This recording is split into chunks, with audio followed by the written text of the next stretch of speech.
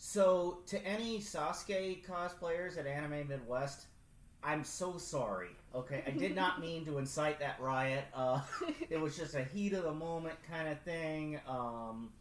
But yeah. Anyway, welcome back to the Off the Balcony podcast.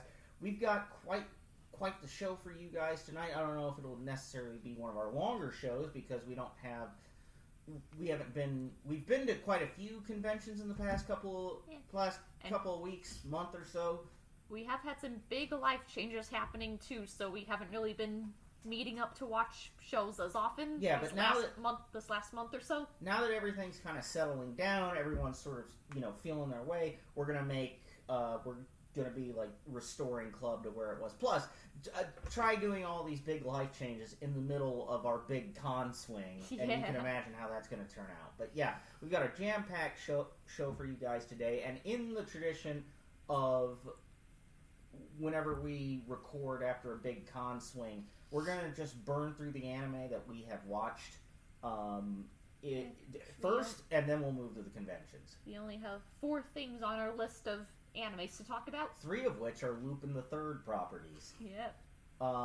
Which we'll get into later. But the first thing that we watched, so yes, I guess this is the official beginning of the anime roundup, just so when I make the directory later, I know where to find it. But anyway, so the first anime that we watched was Fairy Tail Tenrou Island arc. Oh, we finally got Fairy Tail back. Yeah, we did get Fairy Tail back. I'll admit that Fairy Tail's absence was felt because I can't speak for Hannah and I can't speak for Heather, my girlfriend, who's not here right now, about how they feel about the show, certainly. But I do like it. I think Steven's assessment of it as being like a very straddles the line between an A tier and a B tier show is absolutely a correct assessment because I get that feeling because some arcs are really, really good and some arcs aren't that good but are still actually pretty good, all told. And I would say Tenrou Island fits into like the not as good but still pretty good arcs. Steven, I'm going to let you kind of lay out what this arc was actually about before we start giving our commentary on it. Alright, this one is one of the more longer arcs, as it took us 3 weeks? 2 weeks? It took us 2 weeks, but we just had 14-15 episode days. Yeah. This one took us a while, but this is one of the longer Fairy Tail arcs. This is maybe 4th place in the length of arcs. Really? Yeah. I mean, me doing crack math for the next one that's coming up is when I start, is going to be one of the longer ones. But this arc is about, if you've ever seen let's bring this to My Hero, because I know Fairy Tail directly inspired My Hero. In Hero Aka, you know how they had the training festival? Yeah, the training festival field day shit. Yeah, imagine that for Fairy Tail, but it's their S-class exams. Focused on one of the more background characters from the guild, one of the big titty girls. You know how little that narrows it down? True. I think the big titty girl that's usually with the cowboy guy. Not this one. Oh. I'm getting my background characters mixed up. It is, I mean, it's fair. He just kind of draws them with tiggle bitties and like that one post of how Oda draws the One Piece girls. It's just 2 big circles and then the torso. Yeah, pretty much. Anyway, continue. This is the S-class exam, and the background character Hannah was talking about, his name is Kana. It's about her struggle. This is her 5th time taking the S-class exam, and if she failed this time, she would drop out. And as luck would have it, because we were watching this actually happen, they get attacked by John Swayze and the gang. Oh, right. What was that gang called? It was Grimoire Heart. Right. And so second... John Swayze gave a really good performance, he did. The way. I mean, he always brings it, but still. Yeah. Grimoire Heart, who was led by Fairy Tail's second master, Prect, attacks the island in hopes to get the fairy glitter spell, which is basically just I'm gonna yeet you to the universe spell. Mm-hmm. One of Fairy Tail's 3 powerful magics. One's a shield, the other one's fairy law, and the one's technically called the sword, but it got translated into glitter, and it just yeets you into oblivion. Right. I mean, all 3 technically do, but I mean, I also did kind of spoil a little bit of the X71 arc. You get to see the last magic, but it's a defensive spell. Who cares for who? This one I'd say would be up there. The only thing kind of drags it down, I hate to say that it's Urza twice in a row, but it is Urza twice in a row. Because Endless, we had the Urza versus Urza shenanigans. I like the Urza versus Urza stuff. I would just say they didn't name it right. Right, because it was Urza versus Urza, like they're building up for this big like fight, and then Urza was barely in it. Urza was like in the beginning and the very end of that episode that was named Urza versus Urza. I mean, there's a lot of Urza versus Urza throughout that arc. Just in that episode, there's like a distinct lack of it. Your Urza, your Urza. Are there any other Urzas I should know about? Meow. How's it like a Kingdom Hearts show for half a second? You're the Sora or you're the Xehanort? Your Sora, your Sora, your Sora. There any other Soras I should know about? Shion. So, this arc is just beating Grimoire Heart, getting in trouble with the Magic Council because the Magic Council got recently reformed and they want to take out the best performing guild in the continent, which is a hilarious thing that always keeps happening and never really amounts to anything. Yeah. Can I just say that this arc had some good stuff going for it. Like, I thought the action was good as usual. I liked what they did with Juvia. I think they gave Juvia a lot more to do this arc than like in previous. Thirst over Grey. Thirst over Grey, yeah, absolutely. And I also really like the what was that character? Kana. You'll get there eventually. What? You'll get there eventually. Kana and finding out who her father is. Oh yeah, I forgot. This is the arc after Gildarts came back. Spoiler alert: Gildarts is her dad. Yeah, I thought that was really handled well. Like, I know it's only about an episode or two where they really dive into that, but I like that moment where she finally comes out that he's her dad. It's like, who's your mom? Is it her? Just starts listing a bunch of women's names. Gildart's just an absolute man whore. A little bit of Monica. Yeah. It's like, no, it's like his follow-up song. I got a girl in Paris. I got a girl in Rome. That's I'll play that later. But yeah, I thought those were good. My only problem is that this arc felt just kind of overwrought. Like, we're doing like too much. You know what I mean? Like, yeah, we've got like 5 plot. It's like we got a plot line for Lucy. We got a plot line for Natsu. We got. It's kind of like we split all like the 4 main characters get plot lines, and then their plot lines have subplots, and it's just eventually it spreads out. So yeah. You know how I said that Fairy Tail being about the cast of characters is a blessing and a curse? Yeah. This is the curse side. It's like, oh my god, we get it. Yeah, again, it's not that these characters become annoying or anything. It's just that, like, I just wish there was more focus. Because I'm obviously not the shonen expert that Steven is, but, I've seen stuff like Yu Yu Hakusho that, like I just finished watching Yu Yu Hakusho not too long ago. And it does a really good job, even in its weakest season, which is, ironically, its final season, of handling different story arcs while still, like, having, like, a main thing. Like, Dark Tournament arc is a good example of, like, balancing all of these different characters while still having a recognizable, like, kind of main thing that they're trying to do. With Tenrou Island, it's like we got 1,000 different things going on, and none of them are given significant focus. That's just how I felt about it. ADHD, Yu Yu Hakusho. Yeah. Well, I think you could say that about a lot of different shonen, but again, I'm not the expert, so I don't know if this is like because Yu Yu Hakusho came out in the 90s. This is more early 2010s, late 2000s. I don't know if this is just a quirk of how I think shonen plays anymore. Well, you don't see group shonens that much anymore. That's true. Like the last few ones I can name in these recent seasons has been Hero Academia. That one because that one just wrapped up. Yeah. And then we're getting Demon Slayer, but they're doing it movie style, so it really doesn't feel disjointed. But they have a focus of Tanjiro being there every single fucking bit of the way. Yeah. Did you see they're advertising a new Dragon Ball movie? Yes. Yeah. And they just made a new season like last year, like Dragon Ball Daima. Yeah, I got an ad. I only bring that up because I got an ad for that on YouTube What was today. the movie? I remember when we went to... Curious. I couldn't remember the title, but... that happens. Was it Nebraska they went to Aaron Dismuke's panel? Yes, when he couldn't handle the kazoos. Oh, that they were having a was kazoo funny. panel in the room. Where they were, they did. There's like guess the anime OP, but somebody's playing it on a kazoo. I could only imagine what kind of... But yeah, dude was suffering on stage trying to battle the I kazoo. asked him, "Are you doing okay?" No.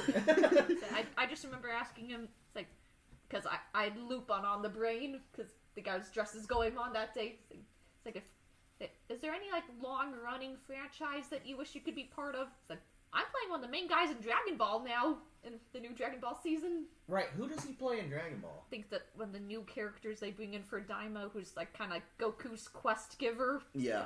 Okay. Oh, good for him. Yeah. That's a good get for any voice actor to get. Yeah. I mean, Daima technically isn't a season. It's like how do I put this? I showed you Kingdom Hearts. Yeah. Is that kind of like its birth by sleep? Kind of, yeah. Well, not really birth by sleep. More like Chain of Memories. There we go. Okay, can we have a translation for the guy who hasn't played Okay. Kingdom Hearts? Okay. So there's a game in the Kingdom Hearts series where they go into a place where it really doesn't essentially matter that they do this, but it happens because the story arc is going in that direction. Mm-hmm. That's pretty much Daima. Okay. That moment. Sorry. Like a little game made to explain why something happens before the next game. Or the funniest one when I showed you was it 0.2? Is that the little movie type thing that just explains why Mickey was wearing a shirt? Yeah, wasn't wearing a shirt at the end of the first game. Yeah. Okay. But that was a playable game. I see what you mean. So it's kind of like this is going to be a dumb word, but like an interquel. You know what I mean? Yeah. It's like before you've got the two big installments, you got this thing here because you've got this interquel game where it sets up everything that you need to know going into the next game. For the game analogy, yeah. This one takes place... What they have this one take place is before... It's like between Dragon Ball Z and Dragon Ball Super happens. They have this little thing.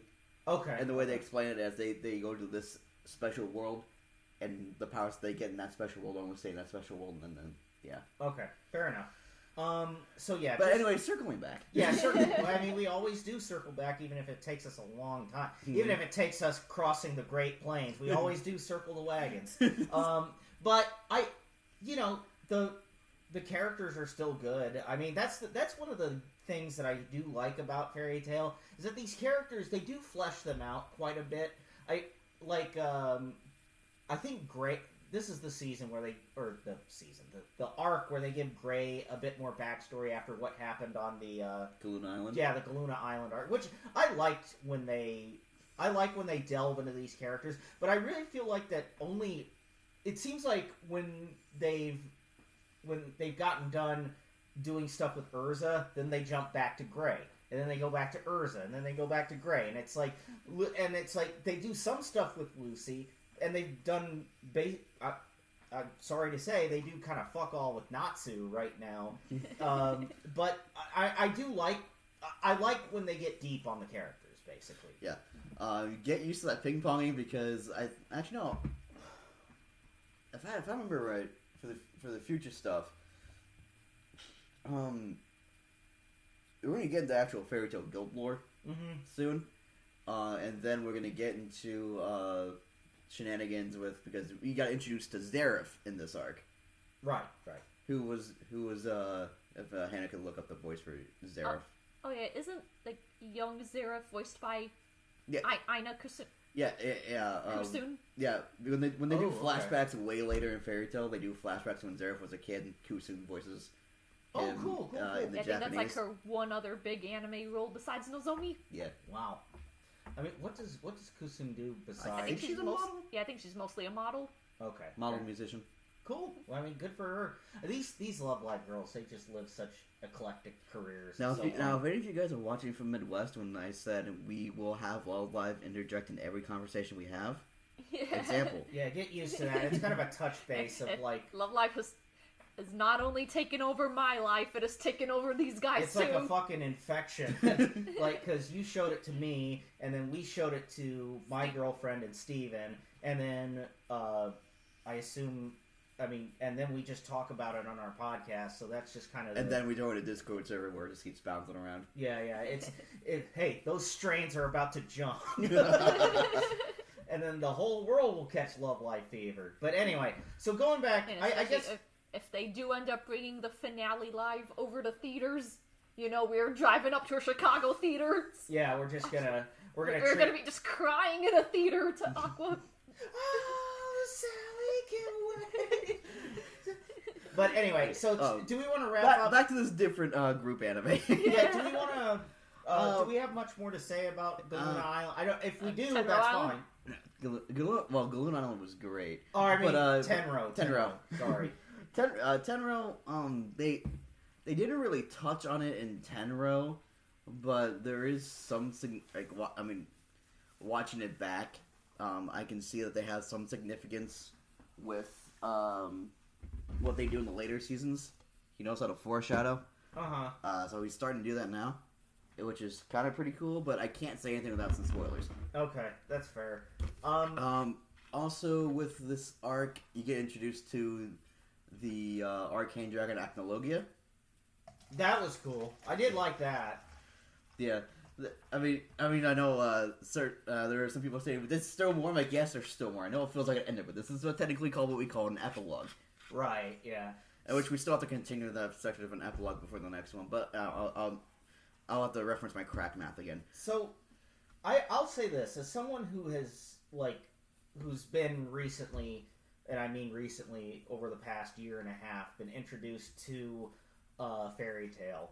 I really get annoyed now whenever anyone says that they see Lucy as like a useless protagonist. Mm-hmm. It's like she does more than Happy. Yeah, it's like all Happy does is bitch, even though it's funny. But or I find it funny at least. I wouldn't blame you if you found it to be great. But like Lucy does stuff. Like I don't get why they see her in that way because like I know there's somebody in Waifu Wars just one time like. Put her in like C tier or like one of the bottom tiers, like because she's useless. Yeah. Are we watching the same fairy tale here? Well, I can tell you the reason is because everyone compares her to the rest of the guild, and like, she hasn't used magic that long for one thing. Two, she's the newbie. She's the newbie. Yeah. Do you expect she can still save the day? Yeah. Do you want me to compare you to your boss? Well, actually, I can't say that for an office setting, but say like you're in a construction zone. Do you want me to compare you to the old man over there and why you're not the guy who's been roofing for fucking 30 years? It feels like he's been roofing since he was a zygote. Yeah, exactly. The guy who's been roofing for 30 years versus the 18-year-old fresh out of high school that decided to do this job instead of going to college. Yeah. It's like, who are you going to compare it to? And why is the first question. Yeah, so I just have never gotten that criticism. That said, like Lucy does not annoy me. Lucy does it. The only problem that I have with Lucy is that I actually go the other way. I think she's underutilized. Yeah. I think this show would be better served if Lucy was used more. Wait for it. Okay. I figured they were building to that, but it's like we're at episode... You know, the funny thing is actually this upcoming arc where she gets a little bit more utilized. Well, good. That's good. But yeah, that's how I feel. I like these characters a lot. Even if the arc that they were put in with Tenrou Island wasn't exactly my favorite, I still think that this is still an example of good characters, like being... in adventures that you want to see them win the day. Basically, this isn't like I don't know. This isn't like fucking Gantz, where every character is fucking shitty and everything. Yeah. I will say again, like I said at the beginning of like the summary of this was John Swayze and the boys coming in and ruining our fun time. Like I said, John Swayze gives a really good performance. I do want to say, I know we're gonna circle back around to this, but I wanted to pique our viewers' interest that your boy knows how to wheel and deal. Yeah, you sure do.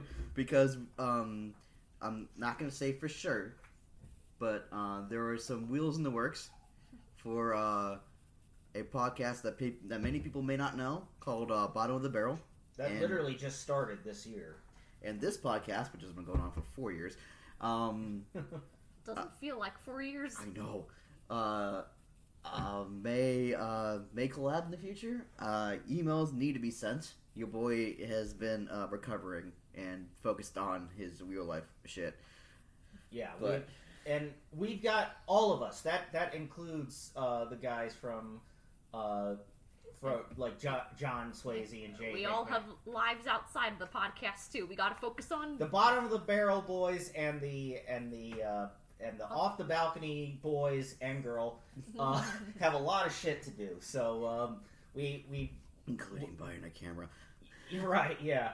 But we'll, I would believe me. I said yes in a heartbeat. It was actually funny. Well, actually, we'll save this for when we talk about it. Yeah, we'll save it for later.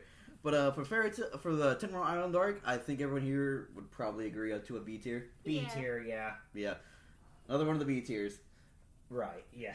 That's a good thing. That's a good thing to keep a track of the arc, because once we're done with Fairy Tail, and I want us to see how many B's and how many A's. Yeah, and then you could actually get like you can mathematically pinpoint. Yeah, I can actually say it's going to be on this one or this one. It's going to turn out to be Todd's description of Hootie and the Blowfish, where it's like I think Hootie and the Blowfish mathematically pinpointed the exact mathematical middle of the road. Speaking of middle of the road, July 2nd of this year, so 10 days ago, was the exact halfway point between the year 2000 and the year 2050. Holy shit! Now we're closer to 2050 than we are to 2000. I know. We're closer. We're closer to 2050 than we are to Limp Bizkit. Limp Bizkit's peak. They peaked on the Twin Towers. Anyway. That was the last music video film there, by the way. Imagine how awkward they must have felt getting that gift on 9/12. I know they got it on 9/10. Oh, they got it on 9/10. I thought they. Never mind. They probably wanted. Hey guys, let's go take a selfie for our. Wait, what happened? Anyway, all right. What do you mean? What do you mean they hit the Pentagon? Obligatory 9/11 joke aside, so we're done with Fairy Tail. No, let's move on to 2 movies that Steven can't really talk about since we watch these while he was doing car repairs all day. Yeah, let's just blaze through these kind of quickly so we can get to stuff that Steven has seen, and then we get to con stories. So we have Lupin the Third, Bye Bye Lady Liberty. I really like this one. I thought this was a fun, it's kind of a Lupin road trip across America story where you have Lupin and Jingen literally kind of going like the old man and the dog from Up, flying the... Is this a JoJo's reference? What? It's an Up reference. No, I'm saying A Trip Across America. Isn't that a JoJo reference? Oh. Well, kinda, I guess, because they literally fly the Statue of Liberty across America into the Grand Canyon to help some little boy basically get revenge on his diamond thief mother, who's working with like this evil organization. Lady Liberty into the giant hole that is the Grand Canyon. I was making so many lesbian jokes in my head. Well, in any case... The Great Snatched. Anyway. Yeah, in any... Sorry. Steven's not going to speak during this. Steven makes 2 lesbian jokes and a JoJo reference. Listen. As funny as that is, I just want to say, I really like this movie. I thought this was a good movie. Yeah, my notes for it was that this is a good movie, but it also is one of the weird Lupin dubs. Yeah, This is, I think, one of the ones they probably dubbed while they were still having the "Can we use the Lupin name?" Yeah, so they call him Wolf. Yeah, they call him Wolf, but on the DVD branding, it's Lupin the Third. Bye Bye Lady Liberty. The film came out in '89, so it was probably dubbed. I don't know. I think I recognize the voice. I think it's Sunny Straight. Yeah, I think it's one of the Sunny Straight. Yeah. So, and those dubs would have been done early 2000s, something like that. So that might have been like when that legal paperwork was like kind of still being filed and everything. They're just, trying to. mean, they probably could have used it, they just didn't want to risk it. Yeah. I thought all of the characters were utilized well. Fujiko was... I also do remember they also pronounced Goemon's name a bit weird. They called Goemon. Yeah, they called him Goemon. Goemon had kind of a straight... Because he ends up, like, kind of dating the diamond thief. The diamond thief mom's bodyguard. It's like scenes where like she talks to him and he's blushing. Yeah, which was fun. So of course, like I would say, I do recommend this film. There's nothing really wrong with it per se. I like Hannah said, the dub is a little wonky because it's kind of still going through like kind of that legal. Nothing wrong with the performance. The performances are all good. It's just, you know, if you're like kind of a purist, some of that like kind of legal stuff might rub you the wrong way. Yeah. So what rank did you give it? I put that in the A tier. It's definitely one of the higher tiers of the Lupin TV movies. Yeah, I gave it an A tier as well. And then after that we had Lupin the Third. Harimao's Treasure. Yep. Harimao's Treasure. I really love this one. This was like a good classic. It actually reminded me of Lupin the Third, the first, in a lot of ways because it kind of had a lot of similar elements. You had like it felt pretty slapsticky. Very slapsticky.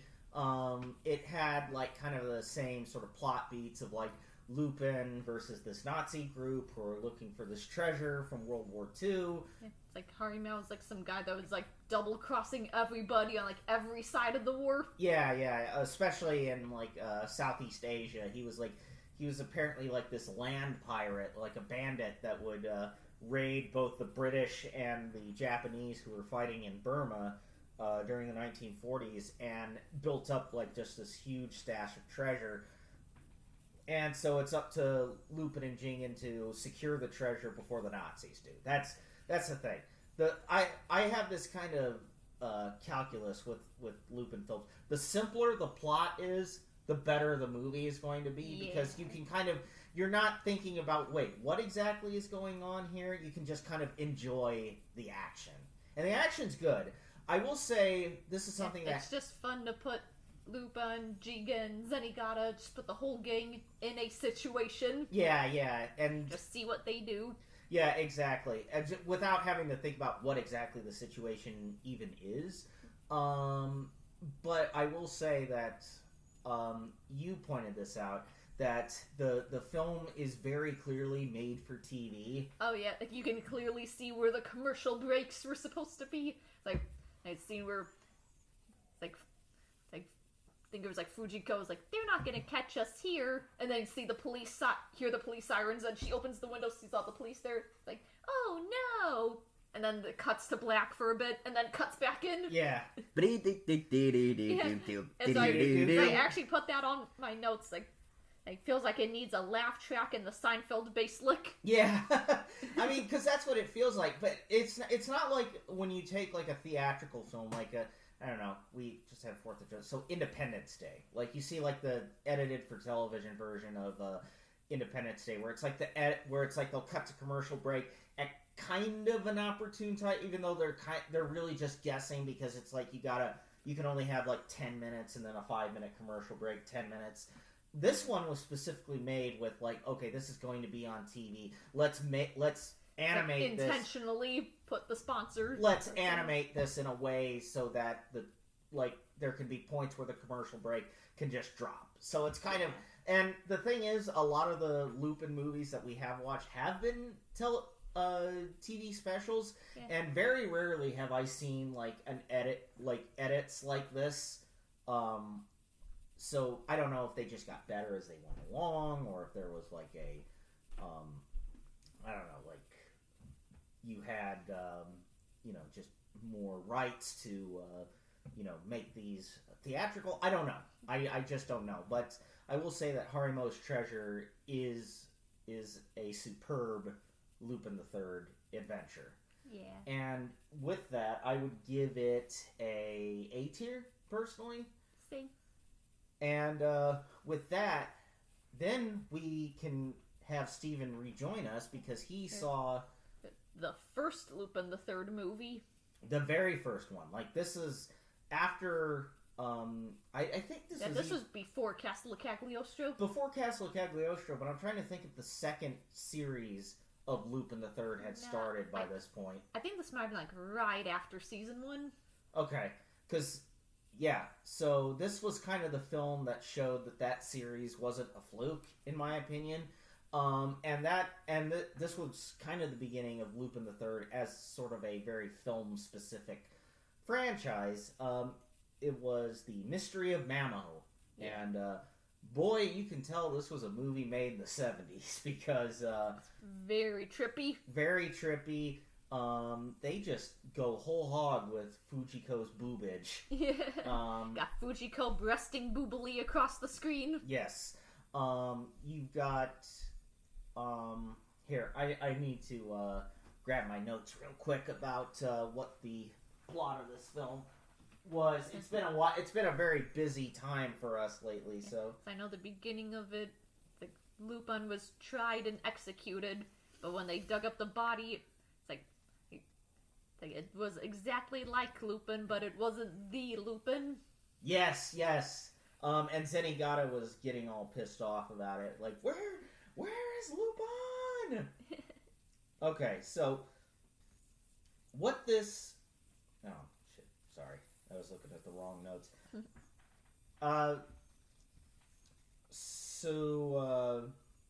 There we go. So yeah, Mystery of Mamo was basically he has to fight like this weird, like decrepit old billionaire who's like trying to seek like the immortality, secrets of immortality, and like he wants to make Fujiko immortal with him. Yeah, which I couldn't think of a worse hell than to be with that.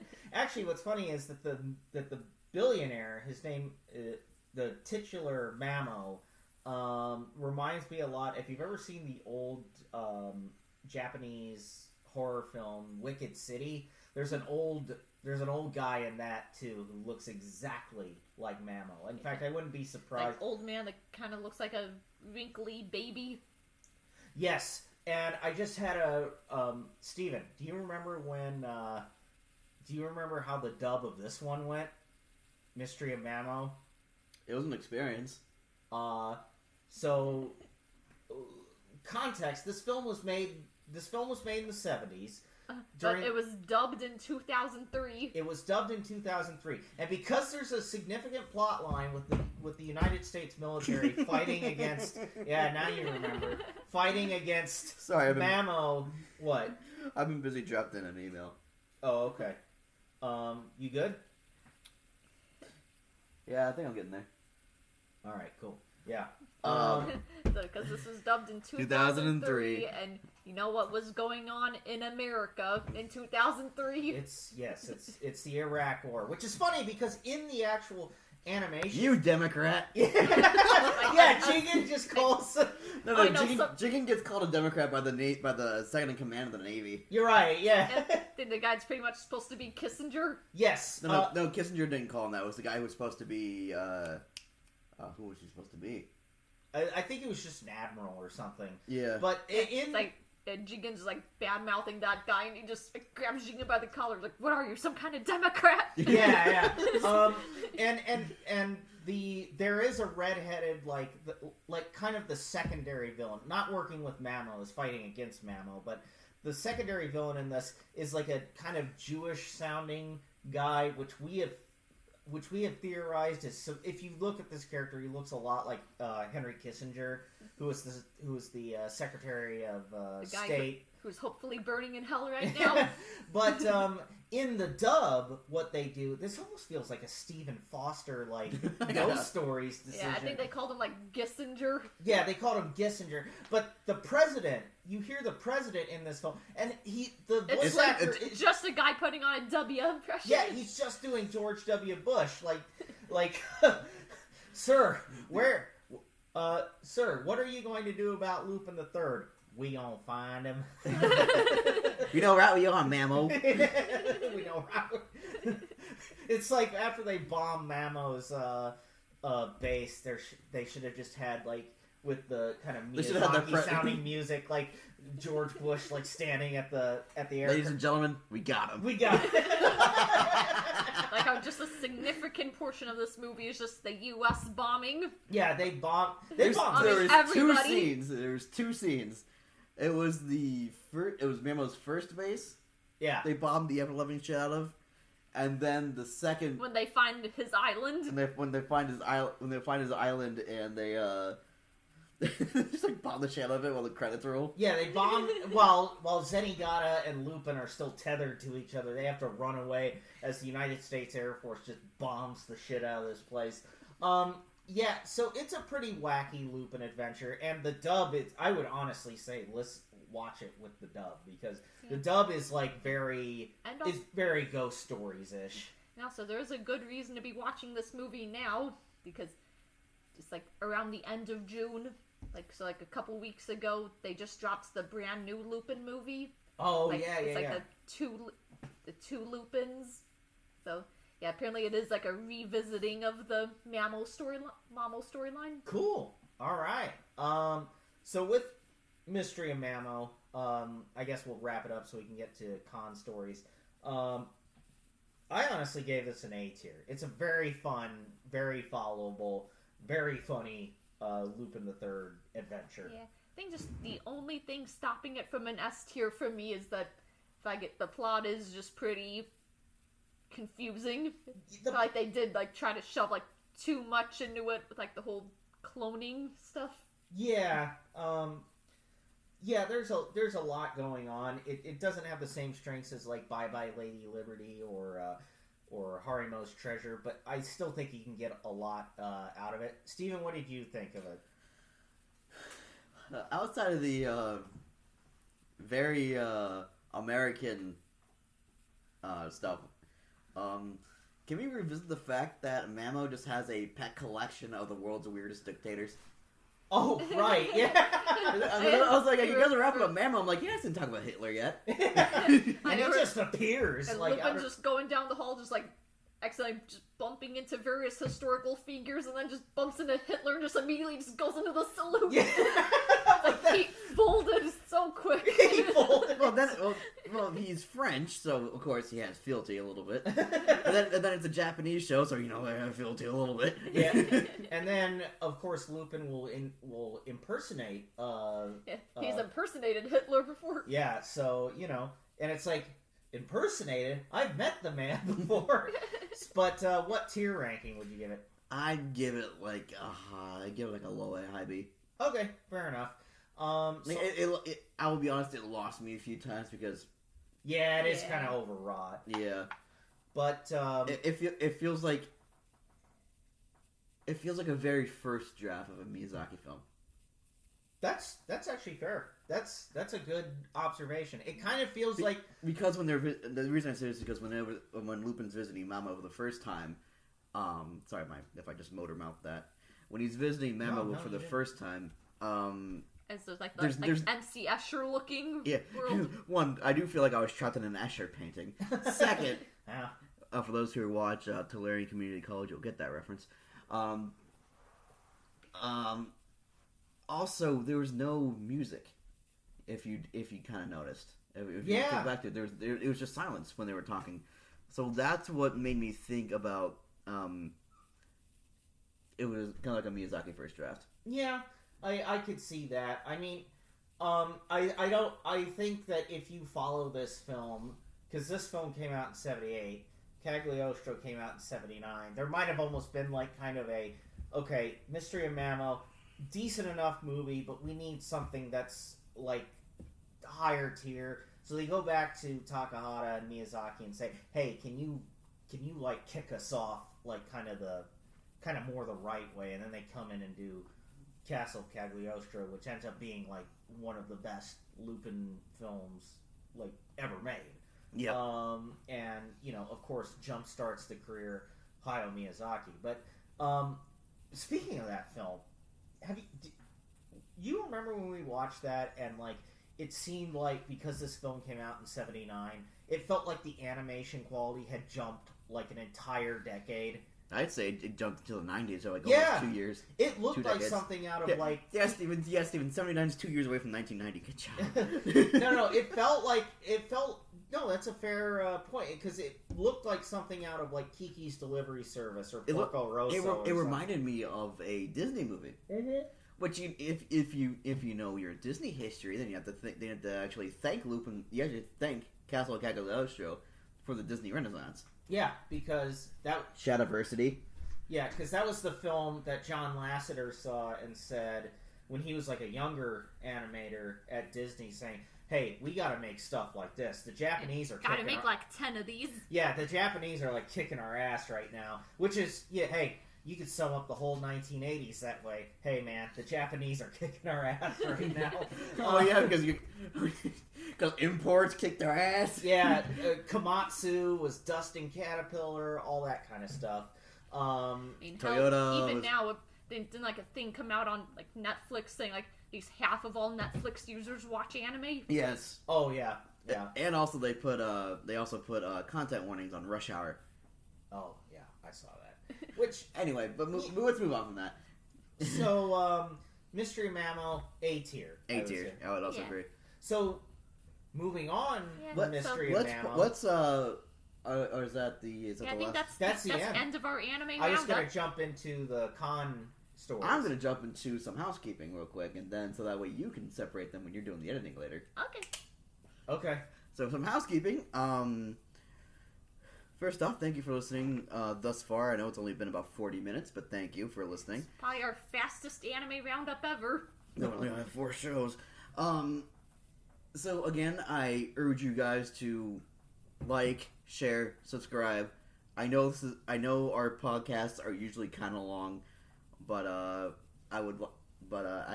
feel like just saying. I feel like this is probably going to be a long episode with just the amount of con stories we can tell. Yeah, and getting this within probably the first third would be pretty nice. But yeah, like, share, subscribe. Thank you. I want to appease the YouTube algorithm gods, even though we said Hitler and 9/11 and even Kissinger might be a bridge too far. We said that within the first 40 minutes of the show, so we may not be picked up. But then again, when have we? Share this to your friends. To all you new subscribers, we jumped from about 60 to 81 subscribers over the course of Midwest alone, I think. And Planet FunkCon like 2 pretty big-ish cons. Yeah. And we'll get in those stories later. However, because of those two cons, we kind of jumped up 20 subscribers, which is thanks everyone. We are only 19 away from 100. Yeah. And once we reach 100, the algorithm starts to pick us up more and more and more. And, yeah. then we stop being Z-list and start being Y-list celebrities. As in, why are we here? Why are we here?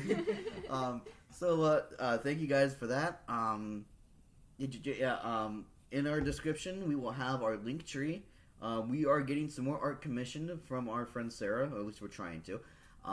So we should get our Redbubble up, so that way we get some more pins, buttons, and stuff there. And then your boy still needs to do the Teespring. I know I kind of promised that last year, but I'll probably start doing that now. Yeah, we keep forgetting to actually buy commissions. Yeah. And also we don't have that many ideas for what we should get commissioned. Yeah. So, this is where I invite you guys to email us at offthebalcony21@gmail.com. If you guys want to see a bit of merch, if you longtime subscribers want to see something that we did, I don't know, up to 4 years ago, put that on a reference or whatever you guys want to see, just let us know, and then we can get the artists that we're most in contact with and commission them. Again, in our link tree, you'll see. We have a link tree. I know. It's kind of weird seeing a link tree that's not attached to an OnlyFans, but we do in our link tree. We have ways to donate. You can donate to the Venmo link, which will help us improve the channel, like get us a camera, so we can actually see our beautiful faces and the tech and the very poor cord management we have, and so that way you guys can make fun of us for that. Also, so I think something we probably should do somehow is set up a throne page. Yeah, we could set up a throne page if you want to do that, and I can just hit it in the link tree. That'd be great. And I can get that done. And if Wade has any extra ideas, we can. So I do want to point out if you missed our a previous community post that we had. From now on, all Off the Balcony episodes from we're in season 4, right? I believe. Yeah, season 4. Let me triple check that for now. So yeah, I think we started with season 4 when the new year. Yeah, we always start a new season so season 4, all of season 4 episodes, including this one and going on, will have a directory that will have. Oh yeah, you've been doing chapter. Yeah, that will have timestamps to let you know what is actually in the episode. It'll tell you when the anime roundup starts. It'll tell you if we went to a con, like kind of when that. Like it'll show you where everything is in the episode. I have plans to do at least season 3, which was the 2024 season. Nice. Get all of those episodes with a directory. But for right now, I'm focusing on the recent stuff. The current season, and all the episodes that we've done in 2025 have a directory right now. Nice.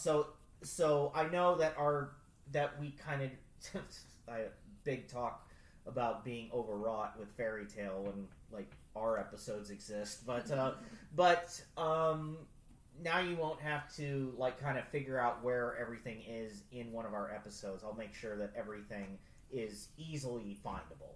And from my end, I am going to organize a channel where we have our seasons done out by playlist.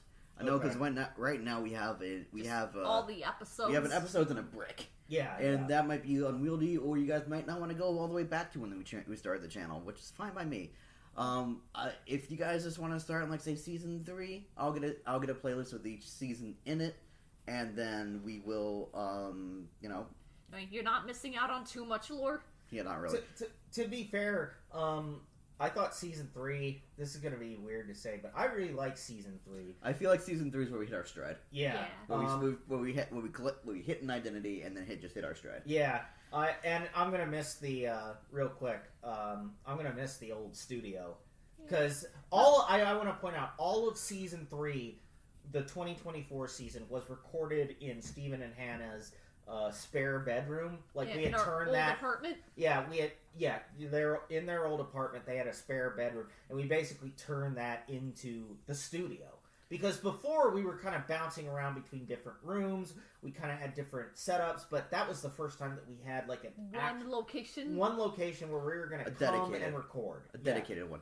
But the good news is we actually had that studio set up. I'd say about 98% of the way set up. Yes, I have all my Nessos spread out everywhere, so we just need to actually find a good spot for my Nessos. I mean, I'd say not that this is pertinent for anyone listening, but it is kind of like, like this. The studio adds a lot for us because it kind of just makes us feel more comfortable. And we also do need to figure out what our apartment's rules are against nailing stuff to the walls, because we did notice in the new room we're dedicating to the studio for our new apartment, the sound echoes a lot in there. Right. So need to figure out. Our lease is very confusing about if we can nail stuff to the walls. So in that case, I'm going to put a bunch of my posters up then. I mean, I think nail should be fine. They just said no screws. Okay. So maybe not my Nesso hammocks. Yeah, the hammocks are gone. We used to have hammocks, which were great for sound absorption. But we can't have anything that sticks to the walls, and we can't have anything that screws into the wall. Okay. So nail should be fine. Yeah, should be able to hang up posters, but not my Nesso hammocks. Right. Pins and nails are fine. Yeah. All right. But yeah, moving on, at these last few cons, I have acquired a lot more posters.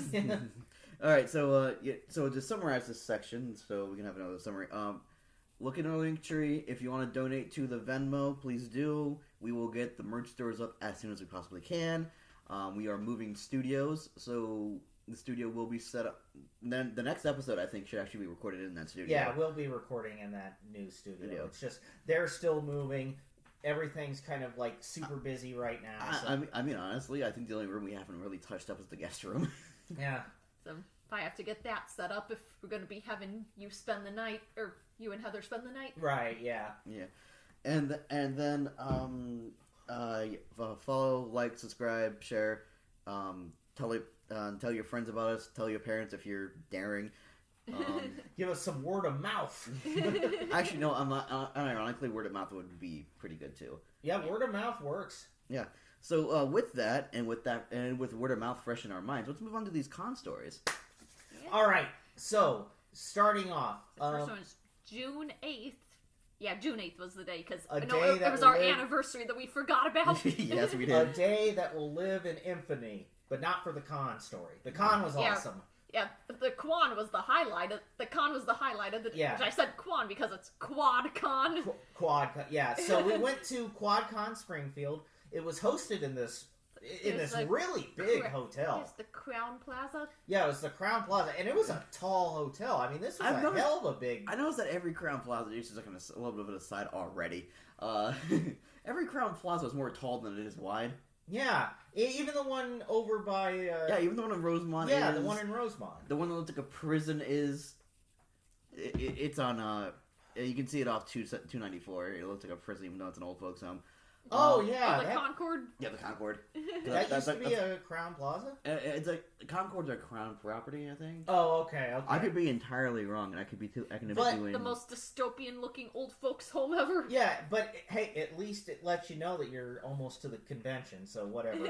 But down in Springfield, so and it's not even denigrating this venue. It was a very, very nice venue. It was just kind of like, damn, this is a hell of a big hotel. But in any case, so we go there. I think Heather had her hoppy, like her, Yeah, her Yoshiko. Hoppy. yeah, her Yoshiko hoppy. And You I were wear my trading outfit Kotori. training out, which will become relevant later. But The big highlight was this con had another one of those cosplay showcase things that the one we went to in Peoria earlier this year had, where you just showed up in cosplay. Yeah, Their little cosplay showcase thing.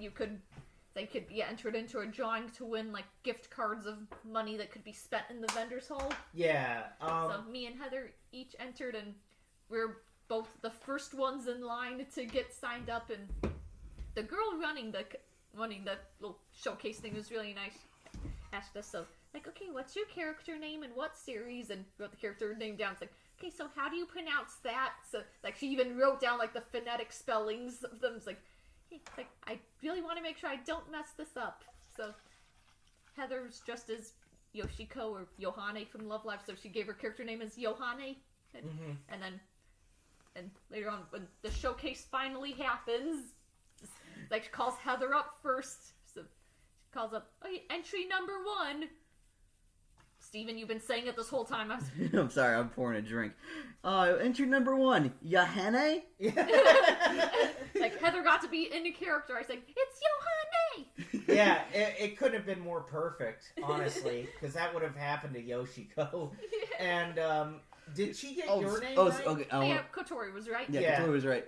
I also want to say, if you hit the translate button, because one of the artists that we follow, Sakura Shinonome, I think is the Instagram name, that account. Yeah. Where they draw a whole bunch of Love Live and their art style. If you translate the Japanese stuff on Instagram, it says "Happy Birthday, John." Oh yeah, because Yohane is just Johan. Yeah, Which ends up just being John after a few translations. John. But yeah, the aside from me and Steven, we're just over there like the fucking peanut gallery, just laughing our asses off. Yeah. Once again, like Peoria, me and Heather didn't win anything. Yeah, but it's still fun anyway. It's not like a merit based like cosplay it's contest. really just random drawing. Yeah, it's just like whoever happens to be, which is fine because I think some 13-year-old girl or something won, and that had to have been a big moment for her, and that'll probably get her back to conventions in the future. That's why I like these quad cons, is because the barrier to entry is so low. Like if they charge at all. Yeah, which I think the next one coming up that's in Peoria next week.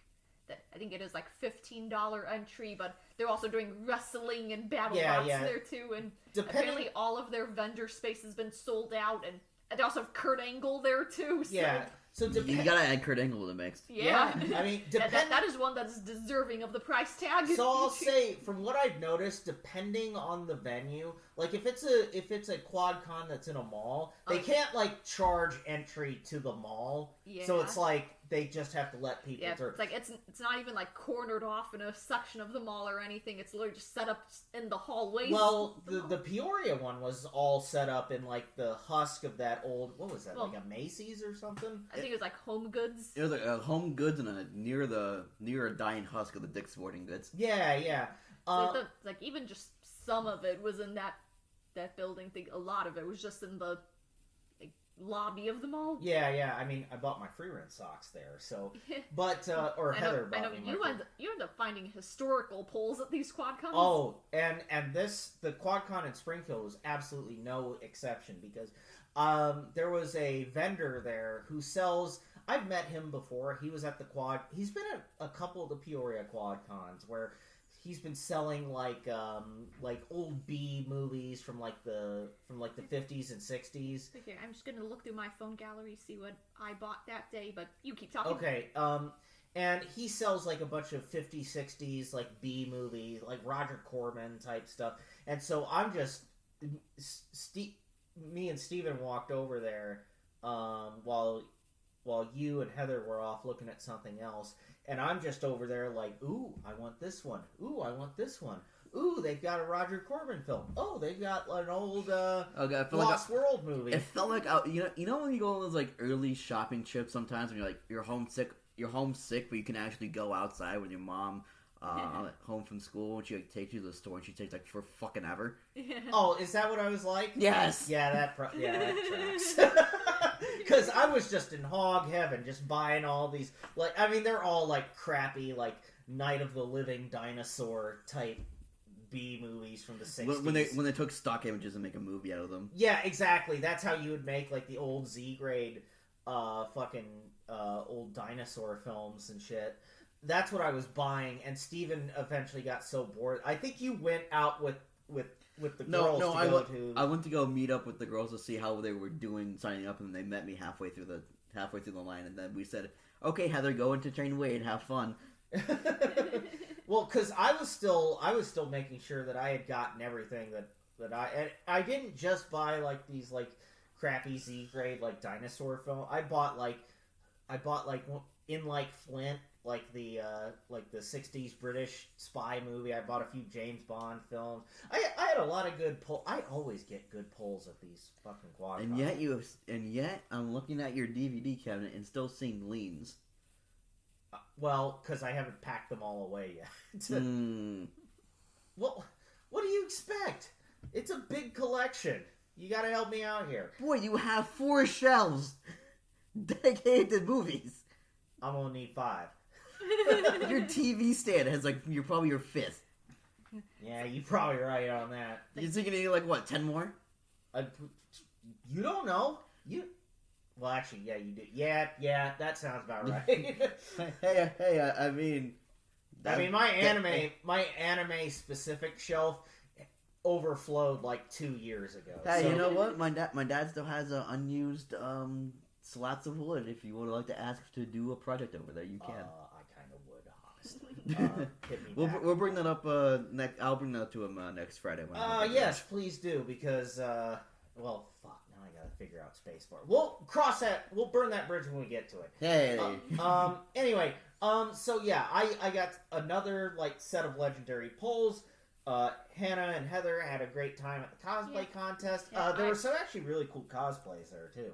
Yeah, I think one of the winners was somebody dressed as Thomas Jefferson from Hamilton. Yep. Had a full pimp garb going. Yeah, well, that's how he's dressed in big the purple zoot suit. Yeah, that's how he's dressed in the musical. To be fair, I wonder if that person said the pimp's prayer from Boondocks. He did kind of look like named Slickback. Looking through my photos. Favorite Cat Williams role. My photos now. I do have my con haul here. They did buy. Yeah, you bought some Miku stuff. Yeah, I bought 2 anime figures. There, got one figure of Miku in her World Is Mine outfit from Project Diva, which I think the module's name is Supreme. So Supreme Miku, that's usually put into World Is Mine. And also got one of Azu stuff from K-On! Oh, that's right, you did get Azu's in where there. she's even holding her guitar. We have her set up in the new studio space. I saw her. I was when you guys sent me that picture, I was like, wait a minute, when did you get Azusa? I got from the last QuadCon. Yeah, I got her at the last QuadCon. I was like, holy shit. See, everyone can get legendary pulls at the QuadCon. Yeah, I know looks like we also bought a few more magic booster sets and some dice.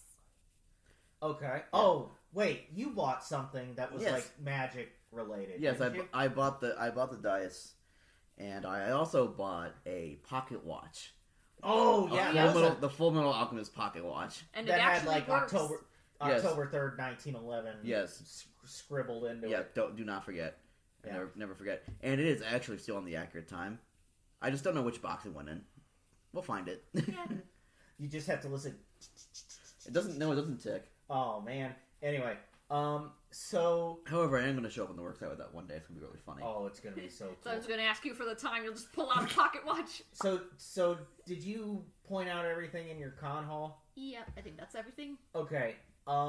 So after that after the quad con, Yeah, We what we tried to go decided to do was we decided to go to a golf course that we found last time we went to Springfield for Midwest Toy and Comic Fest. Yeah. We passed by it when we were trying to get to the state fairgrounds. and it was called for reference. It's called the Rail. It's a course that was designed by.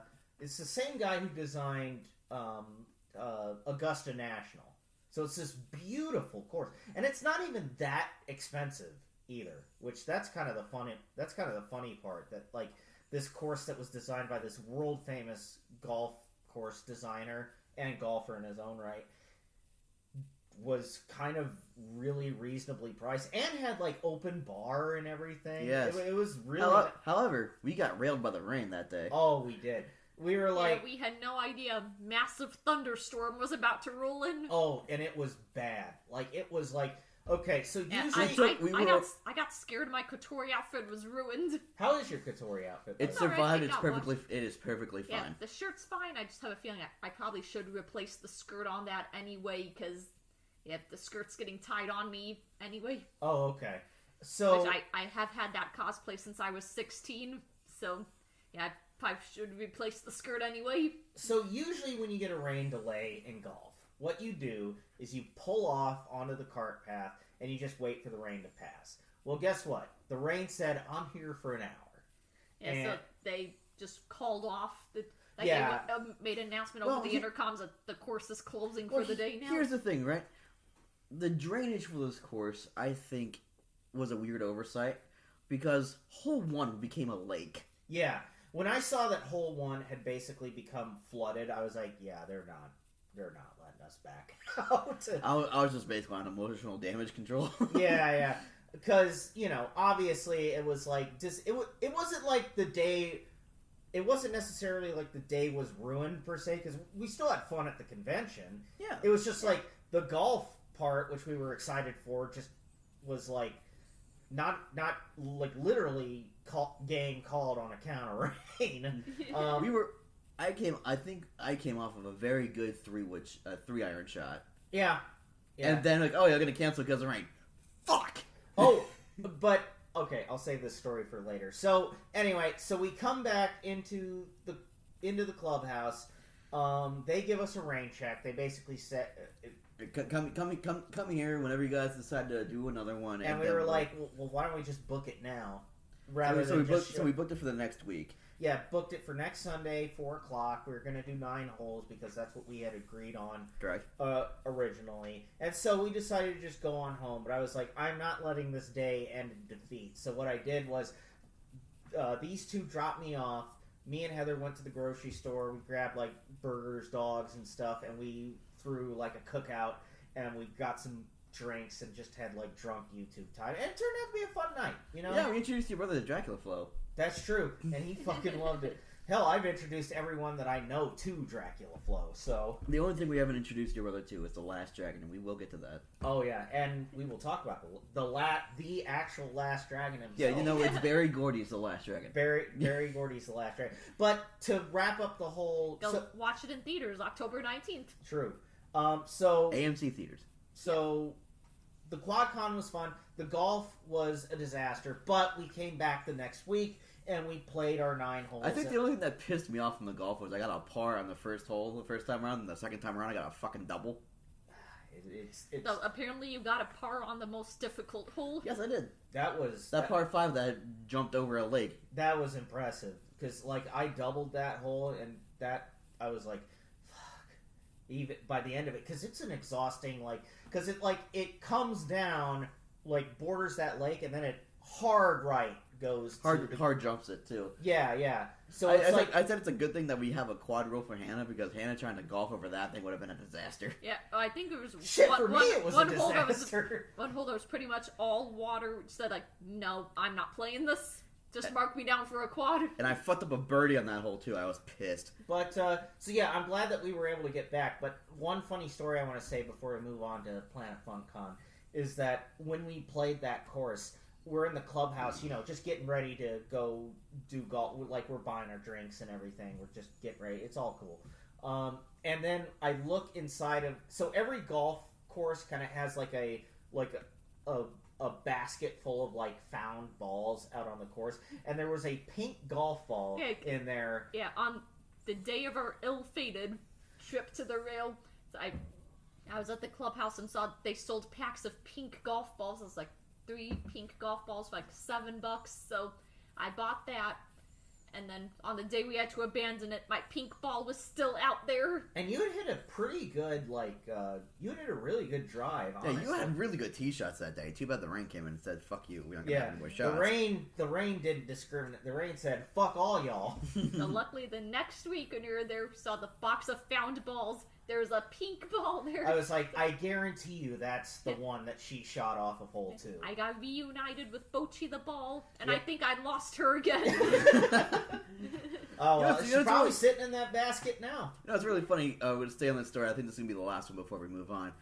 I like to say that when Hannah was buying that set of golf balls, they had a whole bunch of dust on them, because I don't think anyone actually gets pink golf balls anymore.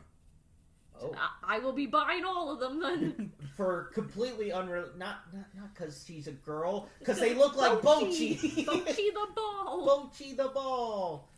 But anyway, so that was a pretty good QuadCon / ill-fated golfing expedition to Springfield. So the next one we had was a con that we've never been to before until now, and it blew away all of our expectations. Absolutely.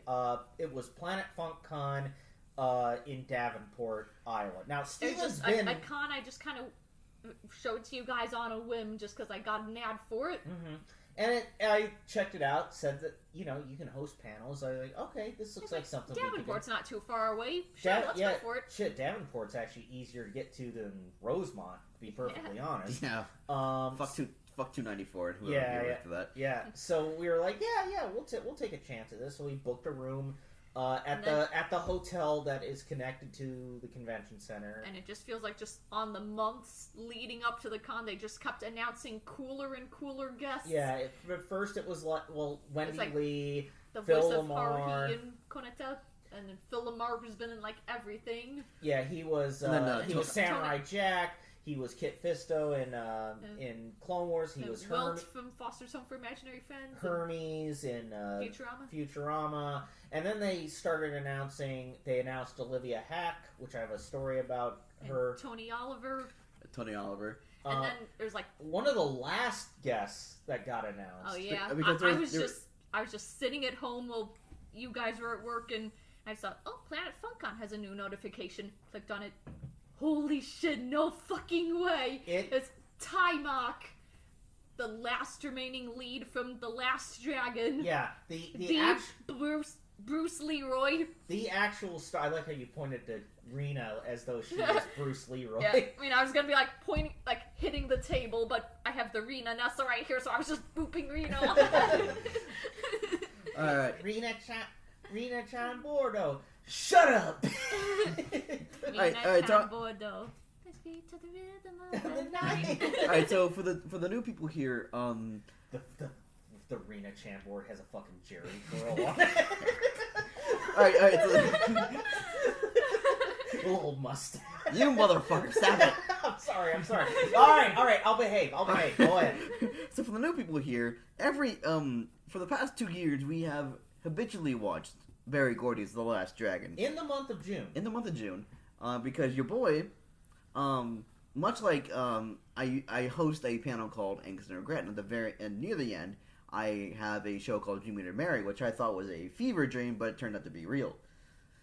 The Last Dragon is the good version of that. Yeah, the Last Dragon is a good version. Not only because I didn't know if it was a fever dream, but because I gained consciousness while watching that movie with my dad at some point. That's like one of your earliest memories. Yes, It's like, can you hear the music from the Oppenheimer movie is playing as you're watching it? I think I gained consciousness right on the time the barge came on. So that's, Right. That's a hell of a time to gain consciousness. I think that kind of framed me as a person. Now that I'm thinking about it. But so yeah, this formative core memory for Steven. Yeah, but I was also going to explain the movie. The movie is a blaxploitation movie from the mid '80s. It was Berry Gordy's last gasp to get Motown back on the map after disco died. Die Hard too. So this movie is about a kid named Bruce Leroy. He finishes training with his master. He goes up to find the true master. Along the way, he meets Vanity, who was like a pop singer, saves her from a bunch of thugs. Basically an MTV VJ. Who has the worst song in the movie, by the way. But I think that song actually was nominated for the Razzies that year for worst movie song. Didn't it win the Razzies, or did it win the Razzies I think it was The Glow. Mm. Yeah. I think that song they played during like the end credits. Actually, I think that won the award, but the Vanity song was also nominated as well. Which, when your song sucks that hard, and the guy who's producing your movie is literally one of the greatest. Who is better than Alchemy than Al Jackson? Right. Horrible joke, I know. Yeah. Let's be honest, it's true. I think you mean Joe Jackson, by the way. No, yeah, Joe. I do mean Joe Jackson. Holy shit. Yeah. Don't let him near this movie either. No. But even though Rockwell's in this movie. Rockwell is in the movie. DeBarge is in the movie too. DeBarge debuted in this movie. Yeah. Well, they didn't debut. That song comes from this movie. It's like the lead single on the set. Hell, they promoted it on the DVD. They said featuring songs, including the #1 worldwide hit, which it was at the time. DeBarge's Rhythm of the Night. Rhythm of the Night by DeBarge. So it's just like if you guys have ever seen any Bruce Lee movie ever, it's pretty much that with like a mystical kung fu thing that overarcs the story. A very good movie. It's shown brilliant. up as one of our favorite characters just because of the audacity of this man. The movie is brilliant in how it shows that camp is an art. Yes, like, camp is an art.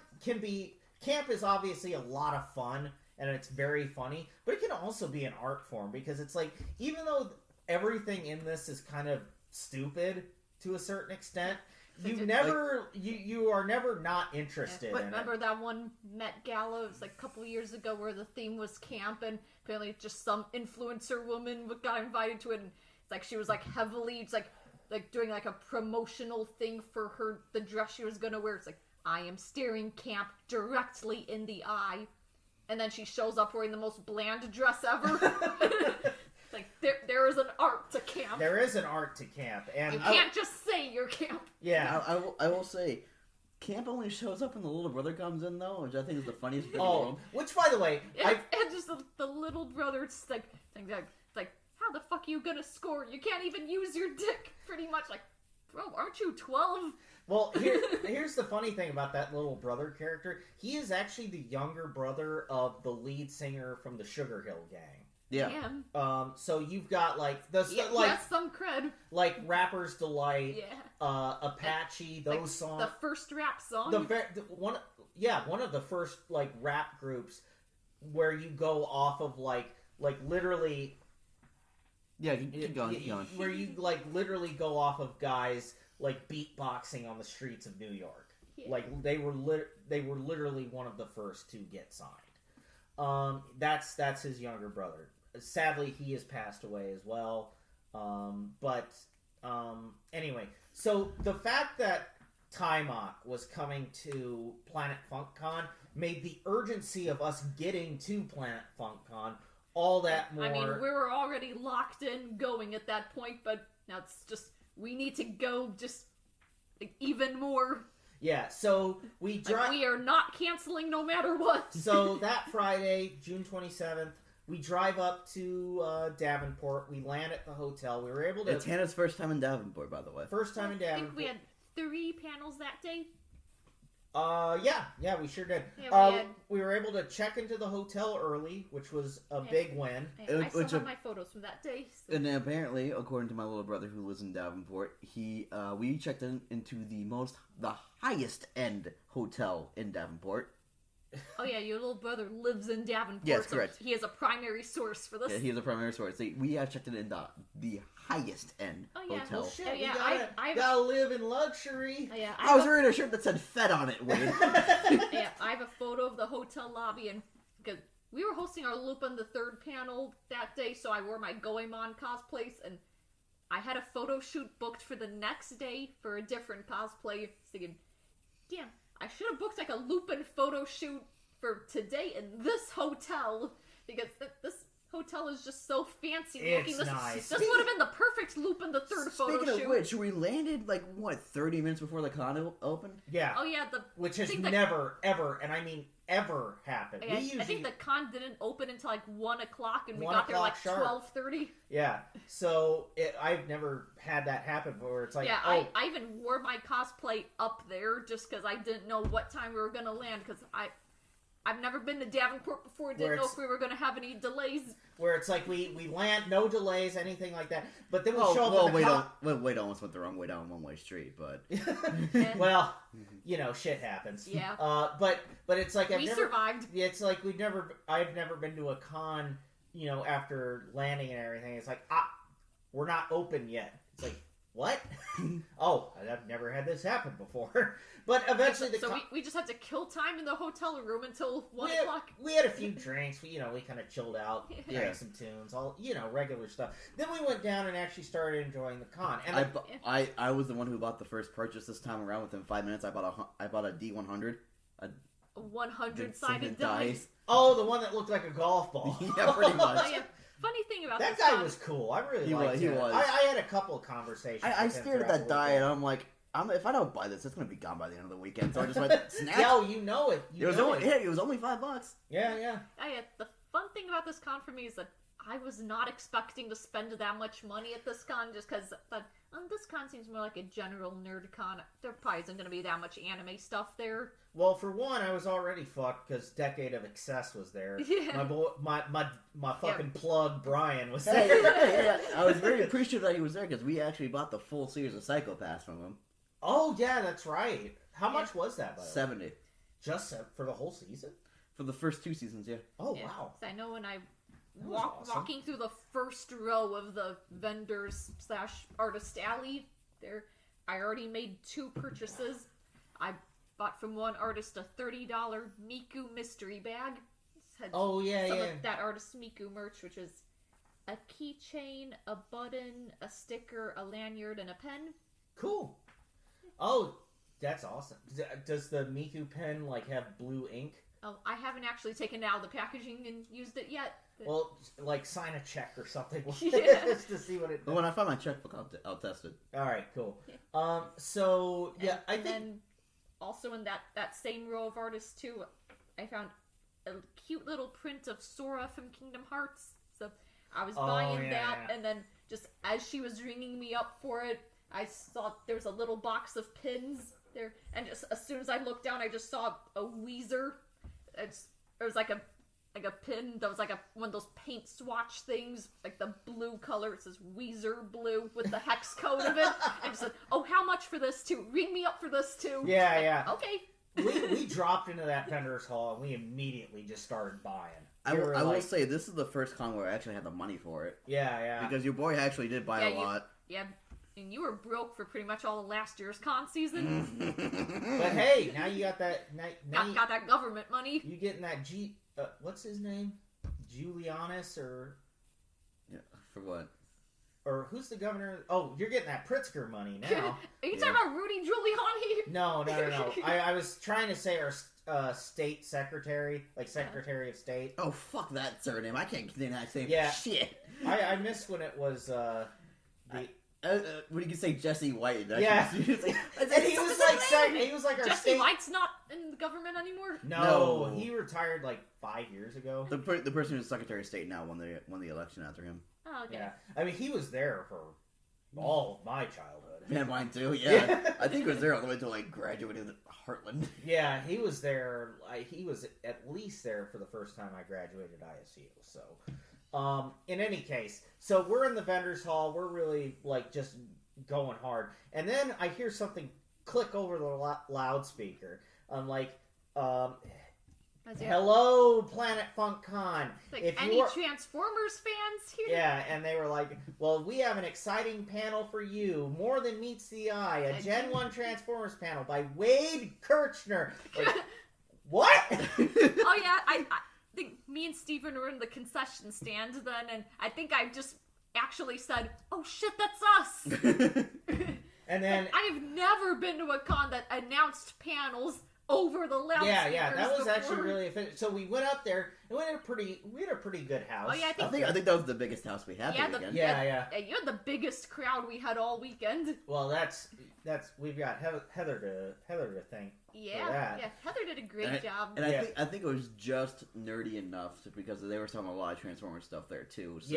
Yeah. I think if we were to do Planet Funk Con, I know we're very anime specific, but I think we have to not be too niche next time we do. I think your Lost Media would have actually made way. Yeah, Lost Media actually. Yeah, I should have hosted Lost Media for this one. Well, hey, Planet Funk Con 2026. You know what? Angst Greg got accepted, so I'm happy. Yeah. Well, they accepted pretty much everything that we threw at them. Though I do have to apologize for Mia. I think she was only able. She found out after we threw our 5 at them. So I'm sorry. Hell, one of my wrestling panels could probably get through because there was a ton of wrestling. Hell, I saw Hornswoggle in the fucking. Oh yeah, I think they had 2 wrestling guests. There's Hornswoggle and then I think some woman that I don't know if she's in WWE. I think her name's Sue Young. Yeah.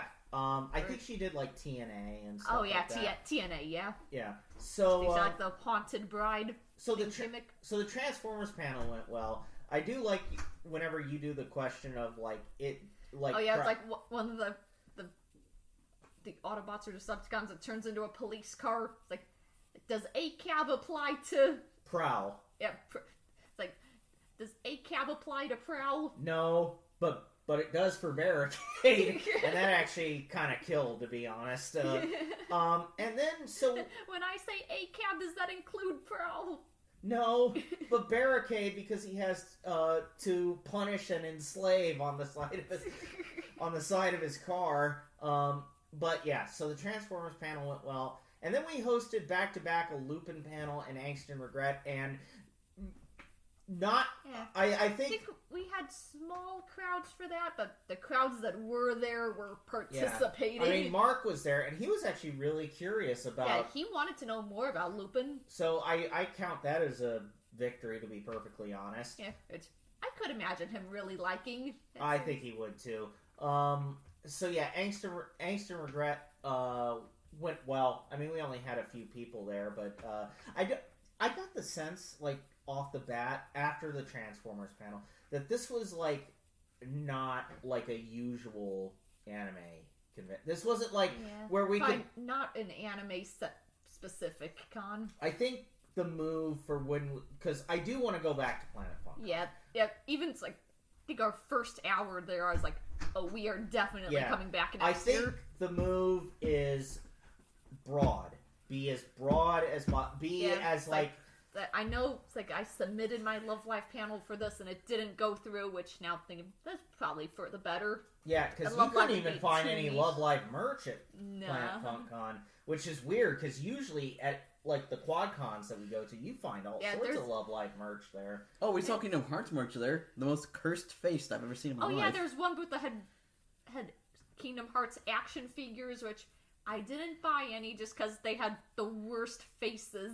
I need you to look up like Kingdom Hearts Sora action figures. Sora figures, and then you'll see the smile he has on his face, and you understand why we didn't buy any of them. Just look it up on your phone. Do me that favor. Look it up on your phone. No, I'll do it. I'm just trying to think about.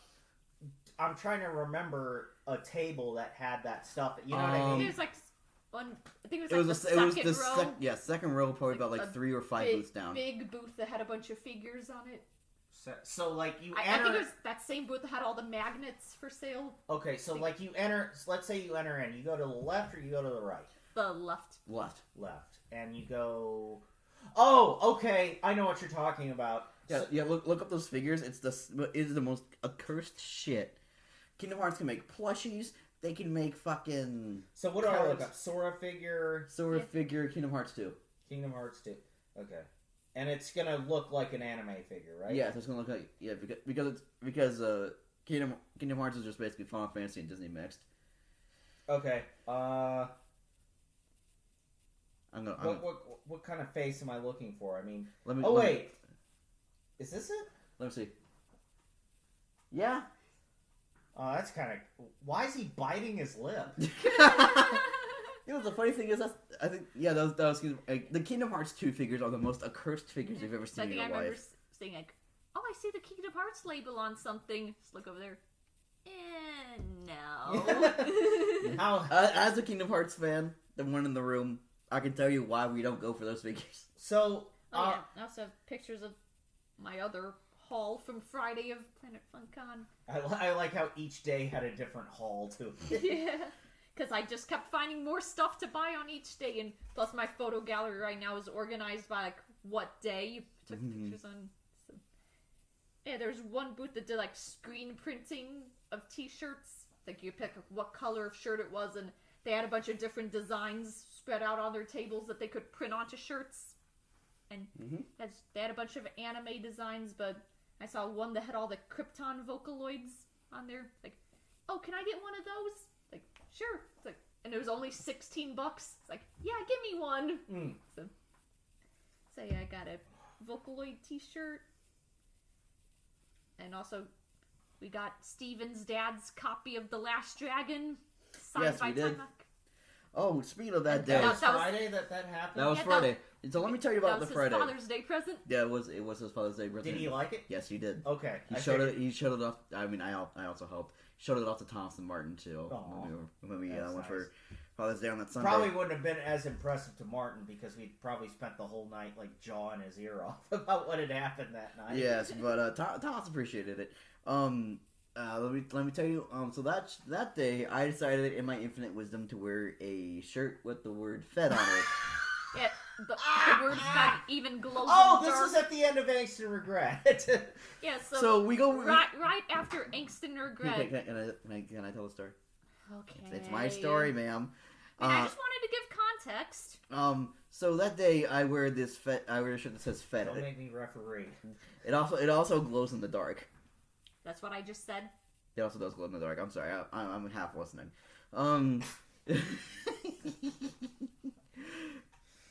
We haven't hit the bottom of the barrel yet. So we get there. I'm wearing the shirt that says "fed." So the first person we go to get stuff signed is Timeout, and he's like, "Do I sign this out to the feds?" Because I'm wearing my Fed shirt. I'm like, motherfuck. So that happens. I didn't know about that. I don't think you told me that. You were there. I didn't hear that part. I thought you were going to bring up the story with Doug Walker. Yeah, and I was Jones. getting that next. Yeah, so Doug Walker's also there. Also, fun fact, we kept crowding. Later in the weekend, Timeout hosted his panel at his merch booth, in which I felt kind of guilty about because we kept crowding Doug Walker's booth. Doug Walker and Brad Jones. Yes, it was right next to Timeout, Yeah, so we right kind of couldn't really get to Timeout without invading Doug Walker's space. I felt kind of bad, honestly. I was honestly, half my job was trying to keep Heather from knocking shit over with her bag. But we hosted Angst and Regret there, which I am infinitely happy to have hosted that panel because that panel keeps getting shit rocked. Yeah. Every other panel we subscribe it to. There's still anime magic. Yeah. Fun fact: Doug Walker comes in like maybe 30 minutes from the end of the panel. I'd say more like 15 or 20. Yeah, 15, 20 minutes, right? Yeah. And he's like squinting at the thing and then like looking back to his phone, looking at the thing. I'm like, okay, fuck, Doug Walker's in here. First off. Second, and then when we switch panels, right? So I'm getting my stuff ready to go. I'm getting my laptop packed up. Oh shit, we were done for the day. Yeah, we were done for the day, but I'm getting all my stuff packed up. And then Doug's coming up. Like I say, I treat them like normal people because my philosophy is with any type of celebrity that I meet, I want to treat them like normal people. Because yeah, you don't want to be fucking weird about it. That I'm not going to be weird about it. And one, one, and two, I feel like if you treat them like a normal person, they kind of treat you with a little bit more respect. Yeah, they realize that you aren't like a fucking weirdo or anything. Yeah, I mean, I can't say that with Sway Jam and him so many times, and he knew my name when I said, "Hey, well, for a deaf kid, when we met him in Memphis a few years ago." But I was like, yeah, just let me know if I'm in your way. And they're like, oh yeah. And then Doug Walker, his first words to me, the first thing he fucking does is point to my shirt and says, "Fed," right? And I fucking died. And this is a person who I grew up watching. Like, I was just like, oh hi, I've seen your stuff, and he points to me and says, "Fed." I'm like, okay, you know what? Fuck you, I'm done. And you know what was funny? As we're filtering out, I look to my right, and there's this person that I have watched since I was like in high school. His name is Brad Jones, aka the Cinema Snob, and I'm like, holy shit! Like, because I'm kind of drunk, right? You know, because we were doing every time you saw anyone from Channel Awesome, your drunk ended. Yeah, I was like, holy shit! And I, shook his hand, and I shook Malcolm from the Nostalgia Critic show's hand. They were absolute sweethearts, which I'll get into later about, like, actually the Saturday was our big celeb meet day, but yeah, talk about Nostalgia Critic and stuff. I feel kind of bad because I never watched Nostalgia Critic when I was younger because his face scared me.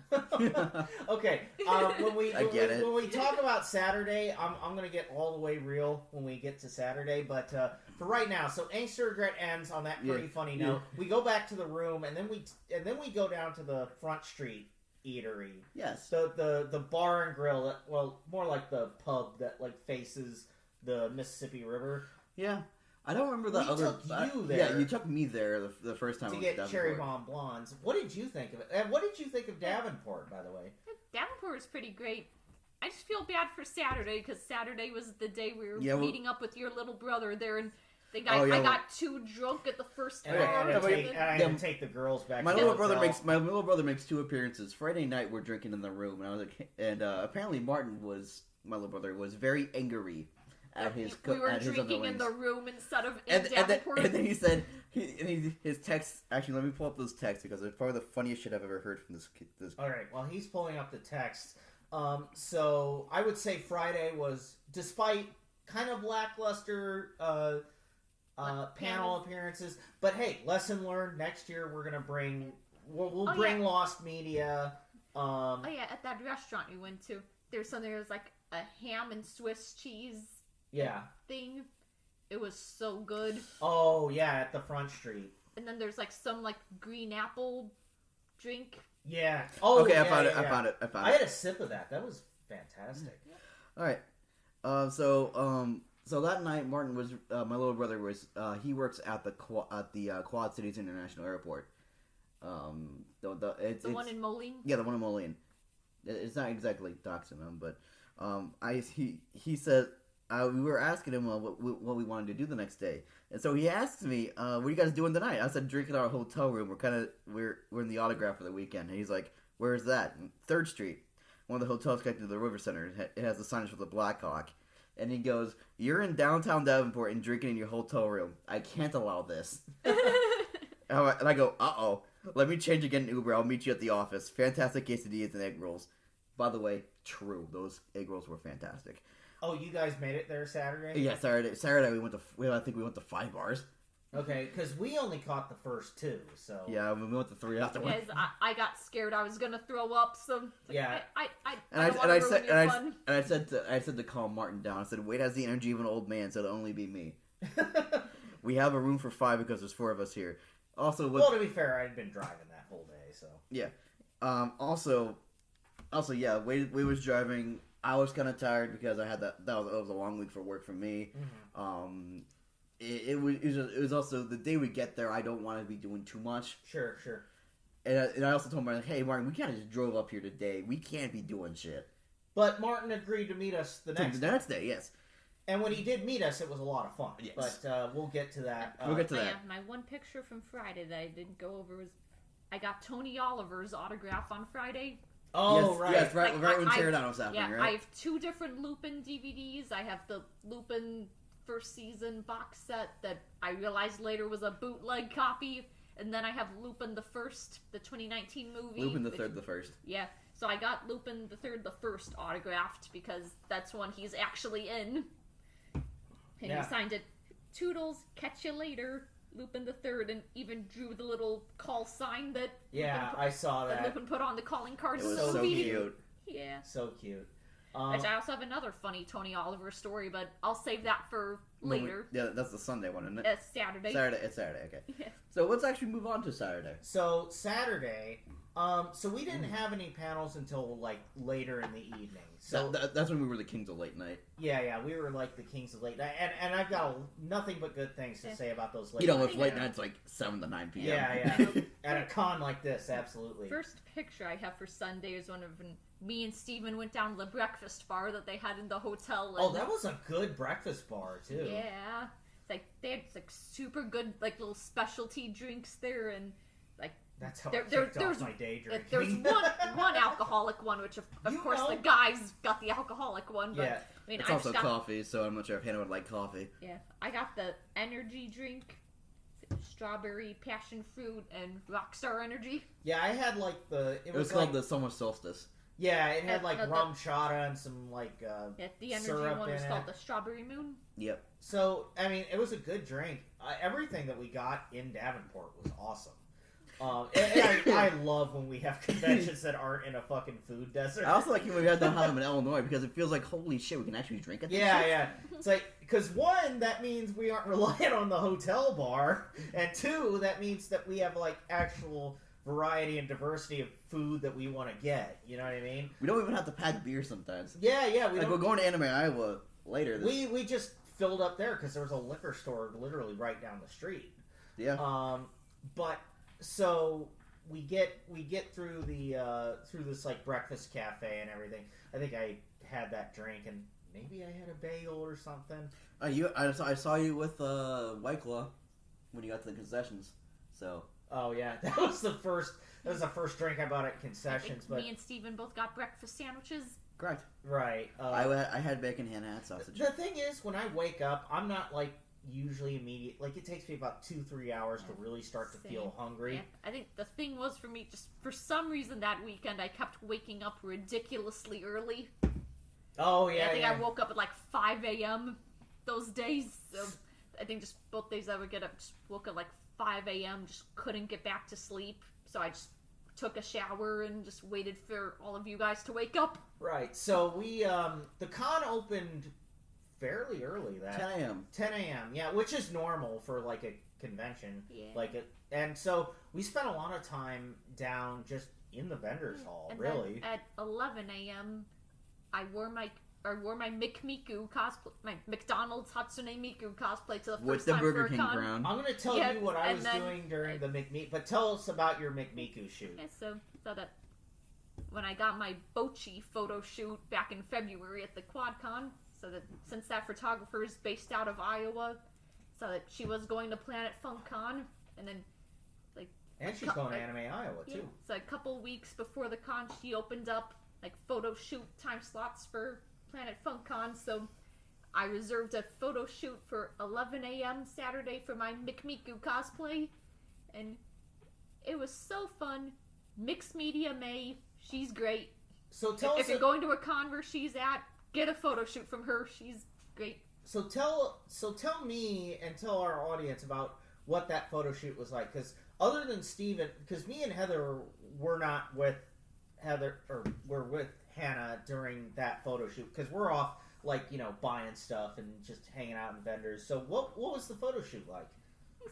So I just met up with her. Just told her it's like that McDonald's version of Hatsune Miku.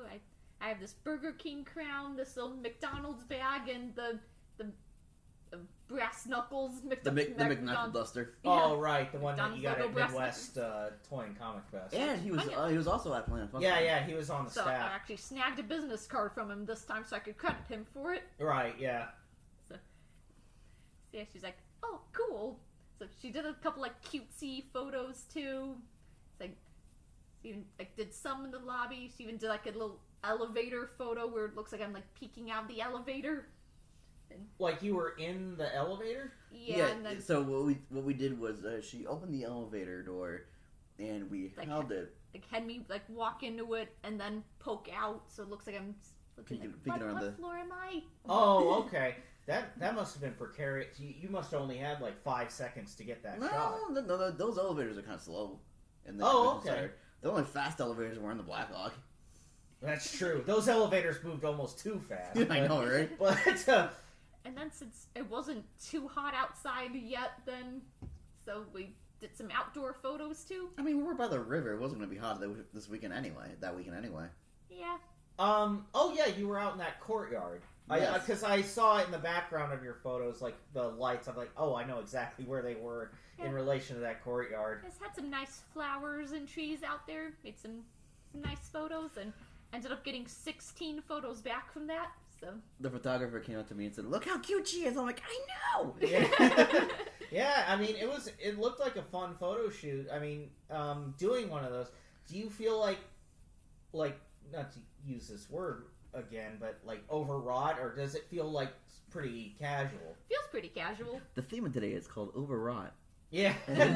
But no, that sounds awesome, because while you two were off doing your photo shoot and Heather was off buying, I was fucking using this word now, overstimulated, because I want to paint a picture for you guys. So you have like the hall of, so in the vendor's hall you have like 6 rows that are all just vendor stuff that and you then can like buy. 2 rows that are, I think they called out the celebrity row. Yeah, which technically it's like a row and a half, isn't it? well, it's like 1 row.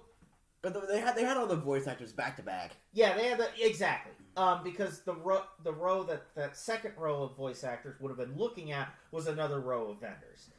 So I'm there. Which, imagine being one of those vendors people that has to just face a celebrity for the whole weekend. And I want to tell you guys. I want to tell you guys, and I want to tell our audience. The people in this hallway, they're literally my entire life.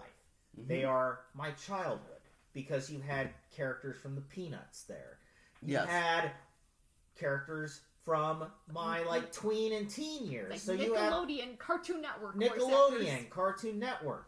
You had voice actors from my adulthood, like anime voice actors, like Tony Oliver, Ben Diskin, Wendy Lee. You had wrestlers there. You had Timok there from Last Dragon. And I'm like, I tell Steven when he came down after your guys' photo shoot, I'm like, dude, I'm fucking overstimulated right now. You sobered up within 5 minutes every time you drink. Because I'm surrounded by, like the people who, like, kind of made me. Especially after Angst and Regret, when they came up to us and, like, decided, I heard, I think it was, like, was it Malcolm? Mm-hmm. This is going to sound bad. The black one is Malcolm? Malcolm, yes. Yeah, okay. I'm sorry, I had to say that. But yeah, he said we put on a good panel, which means he was watching us from the back. Yeah. I'm like, oh god. Well, I could see someone in the back. I didn't realize it was Malcolm at the time, but I saw someone in the back. I assume he was just like kind of being the point man for Doug and Rob. I thought Doug and. I honestly thought it was one of the staff, but no, it was Malcolm himself. Yeah. He said we put on a good Doug panel. Brad, excuse me. He said we put on a good panel. I didn't say this out because the Fed story kind of took precedence, but he said we put on a good panel, and told us to take our time to make sure we have everything. Oh, he was an absolute sweetheart. Absolutely. I guess we're both kind of like starstruck a bit. I don't know how the fuck he's starstruck by us, but I was a little starstruck, but I was mostly just like being like I was in my panelist mode. Because my panelist mode does not end until either we exit the room or we sit down for the next panel. Yeah. My panelist mode is like, okay, hey, sorry, I'm gonna get out of your way as soon as you can. It's like, oh no, you guys did great. You guys are all, you just take your time. It's still like it's still what was it, like 6:55 at the time? Yeah. I felt kind of guilty going into their time a little bit, but yeah. I think we're just used to like the usual like animecon.org thing where it's like we have like 15 minutes and then 10 minutes to get deconstructed and then to get the next person ready. They were super lax about how we set up for panels, and like we were more than happy to. But in any case, so yeah, and speaking of which, I'm gonna get all the way real, because in that whole overstimulated thing, you have Doug Walker, Malcolm Ray, and Brad Jones, and I want to tell you guys that when I was in high school, Doug Walker, along with the guys from Spill.com who weren't at Planet Fun, like Corey Coleman and Martin and those guys. Doug Walker is the reason that I wanted to like do something like this, like do like film, anime, like criticism. I'm by no means a professional at all. It's just like he like made it like kind of like something. Oh, this is an option. This is something that I would like to do, even if it's just for fun, which it absolutely is for fun. And it's like, so you see, I'm the one who's trying to make money off of this with merch.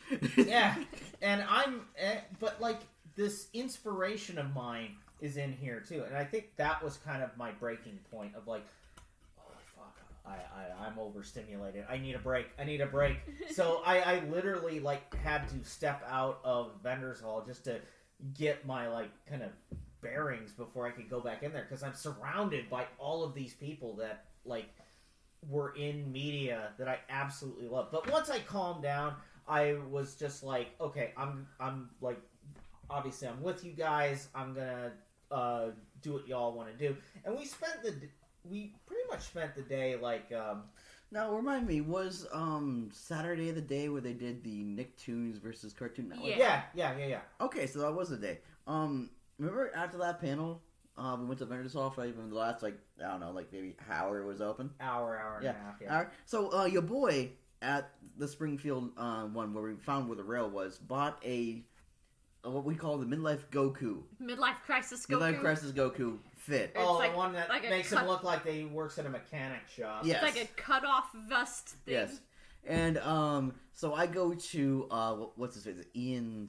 wait. Right before we did that, I went to Wendy Lee's autograph line to get my Lucky Star Blu-ray signed, because she's the voice of Konata. So, Steven was in the line with me. I got bullied. Oh yeah, Wendy Lee's little staff girl that was with her. I'm wearing this thing because I'm here to support my girlfriend Hannah, right? I'm here to support her. Maybe if I need to buy her a thing because her Venmo isn't working or she doesn't want to get her phone out, that's fine with me. This little staff girl. That staff girl was like up to my fucking like ribs. 5-foot Latina girls. Latino or Asian girl, don't know sure which one. Maybe a Filipino girl. Gets fucking bullying me for 10 minutes. You're dressed as Goku, but you're not gonna get a Bulma. She voices Bulma. Like, I get it. I know. She was harassing you to get. I got Bulma. bullied into buying a $50 print and autograph. It worked. She did this to me. Oh yeah, the fun part of this is Wendy Lee's booth is right next to Tony Oliver's. So, as I was getting my Lucky Star print. I was getting my Lucky Star Blu-ray signed by Wendy Lee. She said, "Oh, my dad's over there." And Tony Oliver's like, "What?" That was pretty funny. And that's how I found out Tony Oliver voices Konata's dad in the tub. Which is going to be funnier for later on in the night, but and so after the we went to the Nicktoons and Cartoon Network panel where we learned Ben Diskin was in Kindergarten Cop when he was a little kid. And I identified exactly who he is. Was he the one that said like, my mom says my dad's a deadbeat? Yeah. Yes. And I found that scene in Kindergarten Cop. Oh yeah, you pulled up the picture of like Ben Diskin Kindergarten Cop and just pulled out the picture of the kid. Like, yeah, that's definitely him. Because I've seen that movie before. I was like, I know exactly what scene he was talking about. Yeah. Said he gets a full $10 every month from that. I'm making it. I'm raining ones in the strip club. What did he say? It's like, I'm raking in the ones. Yeah, hilarious. Because like he would get a would he get a yeah? Because movie he got residuals. Movie rules and TV rules. That's how we found out from Olivia Hack that audiobooks are not the way to go. Oh, can I tell my story about Olivia Hack? Sure. So, well, first of all, we had the Power Rangers panel, which is where I saw Tony Oliver. It was a panel that we went to. I had no idea he directed the Power Rangers. With Heather, and Heather's a big fan of Power Rangers. So that panel was a lot of fun. I don't have a lot of substantive commentary to say because I'm not exactly the I just went to that panel because Tony Oliver was there. Yeah, I'm not the world's foremost expert on Power Rangers, but the panel was a lot of fun. Like, I just love learning about how these things were made anyway. It was so fun hearing their stories. Yeah, so after that panel, there was kind of a gap before there was the Ladies of the 80s panel and then the Nicktoons panel. So during that gap, I'm like, okay, so I've met Jenny Kwan, who played Suki. I've met Michaela Murphy, who played Toph. Now it's time to meet Olivia Hack, who played Ty Lee. But Ty Lee also played another character called Katuni from Clone Wars. And I'm like, okay, that character, I want to hear more about that. Because she probably gets like a million, like, hey, I love you as Ty Lee. And oh yeah, I remember she was doing the Nicktoons panel. She was like going over the character she voiced and she said, I was Jose from Persona 5 Royal, and I shouted, woo! And she just pointed over to me, it's like, yeah! Oh, yeah. I didn't realize she was in Persona 5 Royal. Oh yeah, it's like one character that's only in Royal. Okay. So when you just go into Mementos, there's just some weird little boy there that collects flowers. So she plays the little boy? Yeah. Okay. So anyway, I'm in the autograph hall, and I go up to her, and I've calm down enough because it's like any one of these people is like nerve-wracking for me to meet. Like, I know that in conventions I tend to like exude a lot of unearned confidence, but when I'm around these people, I'm like, oh fuck. I get it. Look, as panelists, we may have this confidence, but we don't have voice actor confidence. Yeah, okay? we don't have voice actor confidence, but I went up to her and she was just an absolute sweetheart. I mean, she was, and we started talking about like her role in the Clone Wars, because that's what I was most interested about. Not that Ty Lee isn't great. Ty Lee's awesome, obviously, but it's like she, we talked about her role in the Clone Wars, and apparently like her character and like the characters that she was with in like the 4-episode arc that she was in, that was supposed to be spun off into a different show, but then Disney bought Star Wars, and that kind of just got lost in the the shuffle. Yeah, lost in the shuffle. And I was like, oh man, that's so sad, because I really liked those episodes, and we had a good exchange. We took some photos. She signed something for me, which I still need to frame and everything. And then after that, I went up and actually joined you guys for the Ladies of the 80s panel, which was a lot of fun. Funny enough, the Ladies of the 80s panel, if I had a nickel for every time Samantha Newark, the voice of Jem, has called me cute, I would need 2 nickels. Did she like your McMiku too? Oh yeah, I was dressed as McMiku still for that panel, and it's like all 3 of the women from Ladies of the 80s. There's Samantha Newark, who's the voice of Jem. I think Bettina Bush, who's the voice of Rainbow Bright. Yep. And then Patricia Patz, who voiced Peppermint Patty from Peanuts. All 3 of them just saw me there. It's like, oh, your arm socks. You're so cute. To be like told you're cute by like just these legends, including what was funny about the first time you met Samantha Newark. Oh, yeah. I was just last year's Midwest Twain Comic Fest in Bloomington. It was in Bloomington, yes. Yeah, I was just as Hanamaru from Love Live in her little yellow sweater, and I was carrying the little Hanamaru Nessa with me, and yeah, she called me cute then. Yeah, and what's funny is I don't know if she even knew that was the same person. Jem what's funny about this time is Jem was kind of the first like virtual idol. Yeah, like a Vocaloid almost. But it's like if I it's kind of like Love Live, where it's like the girl from the TV show, but her voice actor is also the character, kind of. Yeah, and that panel was a lot of fun. Like, it was fun to see, like, just as someone who's a fan of like 80s media, just to see these like different facets of it like kind of come together. Oh, shout out to that guy who scared the shit out of him with that the Iran question. Yeah, the Iran question. That was funny. It's like, so what are your thoughts on the Iran? Oh, but I'm just kidding. Yeah, I mean, he was a Gen Xer and everything, and he just wanted to give. He really just wanted to give appreciation for. The guys that made his childhood. Really. Oh, yeah, I love Patricia Patz's story where it's like she wanted to get into the convention scene.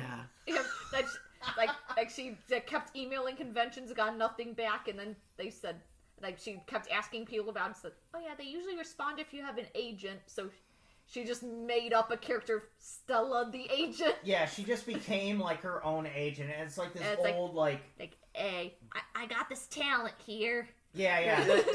like the most like if you were like 20 years older and you had a stereotype in New Jersey, right? Yeah. It's like a old Lady of the Pie smokes like 8 packs a day. Oh, and she did it perfectly. She was beautiful. If she was on the phone, I would have absolutely believed. Oh yeah, you're like fucking Stella from Newark, New Jersey.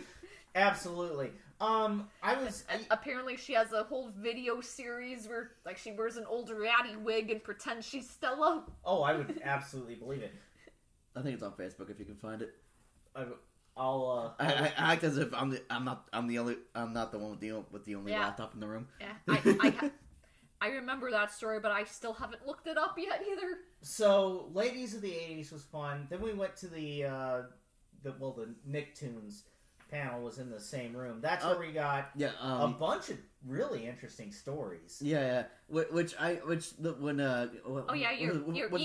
Ian James Cortlandt. Yeah, Ian Cortlandt. I knew the story of Dragon Ball, right? When I was growing up, I watched the Dragon Ball where they had the Canadian dub and then it transferred to the Funimation dub. Mm-hmm. And Ian Cortlandt like the old voices. Cortlandt. Yep. Cortlandt. Him and then the voice of Vegeta. Those two were like my favorite voices for those characters because it made sense. Yeah. And it wasn't the thing for him that he just had no idea what was going on in Dragon Ball. No. What he said was that he recorded. What happened was they didn't pay him for every time he screamed, and he said, "If you guys are going to kill my voice." No, he didn't say he was going to kill his voice because he always did the 75% rule, where his 75% sounded like 100%. Yeah. What he said was, if you guys aren't going to pay me for my screaming, you can just cut in the ones where the Japanese voice actors voices the screams, and the people in Canada got so offended, like, oh, we would never do that to you. And he's like, pay me for my screams or I'm out of here. Which honestly, I get. Was he the older gentleman? Yes, he was the older gentleman in the panel. Okay. Which is actually funny being in his panel because my pal Sarah and my pal Wyatt, it's like my two best friends from high school. In our little group chat, it's just turned into Marvel Rivals because they're obsessed with that game now. And apparently he's the voice of Mr. Fantastic. Oh, right. I probably should have gotten an autograph for my pal Sarah. Which I think he shouted that out during the panel. Yeah, when he was doing his little introduction, like the big characters he's voiced, like, oh shit, he was in Marvel Rivals. Like, I should have told Sarah.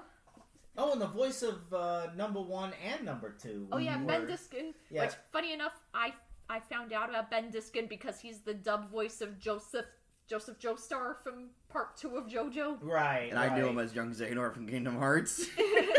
And I knew about him from Codename Kids Next Door.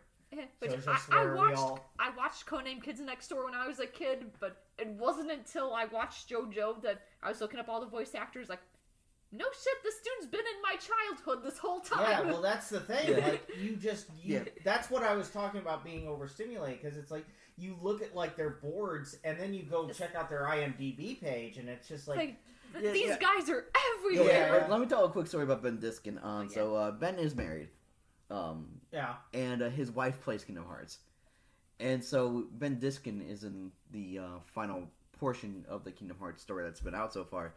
And every time his wife would... He's only in the third game? He is in Dream Drop Distance in 3, because that's where it's relevant. The character he is young Xehanort. Oh, yeah. So every time, like, there is a final battle in the third game, the third game, which is really the ninth game. But it's called 3. Okay, the third game. Oh, yeah, funny. I actually was watching a video essay today where a girl's going over fandoms, and it's like, so Kingdom Hearts' third game, Kingdom Hearts 2. Unironically, yes. Yeah, but the ninth game, Kingdom Hearts 3, he is young Xehanort, and there is a battle near the end where you fight 3 bosses. It's like, you have a group of 3, and then there's another group where you fight 3 bosses. And he's one of the 3 bosses, so every time his wife would die in the game, he would taunt her with the young Xehanort voice. And he said, I spent many a night on the couch. Because she got so fed up with him doing that. And I'm like, You know, honestly, I mean, at the time I was single. I'm like, honestly, if I had a girlfriend or wife was playing the game that I was in, I would do the exact same thing. Oh yeah, you just gotta sell it, man. Yeah, that's why I always think of Naoto Fuga, who voices Kaito the Vocaloid. Like, how his whole Instagram is just him with all his Kaito merch and just saying, like, it's like him with his Kaito plushie, like, going on a walk with my son. Oh, it's like that. Just like, you know, if I ever voiced a character in anything, that would just be me. Well, it's kind of what the Love Live seiyus do almost. They like kind of like especially Nanchan with Kinako. Yeah, Kinako. Those videos, she's just playing with the Kinako Nessos. Yeah, just I see Kinako desu. Yeah. I mean, I think that's all the Love Live seiyus. They treat them like their own kids. Yeah, exactly. Well, I mean, they are kind of except for when a new figure drops and like when they do the Seiyu live streams and like they're introduced like a new figure. One of them just immediately picks up the figure, looks at the panties.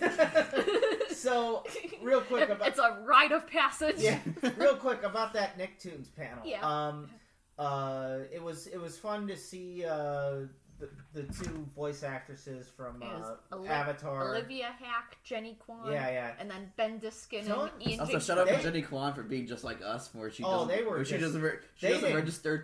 It's like an all ages panel that just drops f-bombs. Oh, every time. Like she just swears like, oh, am I allowed to swear? Like, I don't think there are any kids in here. No, well, I don't think anyone would care, but yeah, go for it. Yeah, I think like the youngest person in there was probably like a teenager. So. And those two women were brilliant because they're like talking about like the kind of shitty experiences of voice acting. You had to step in to like, hey, let's get some positivity back on the table. This is actually kind of leads into the story I kind of wanted to tell at the beginning of the Saturday, but oh yeah, your Ian James Courtlet stories.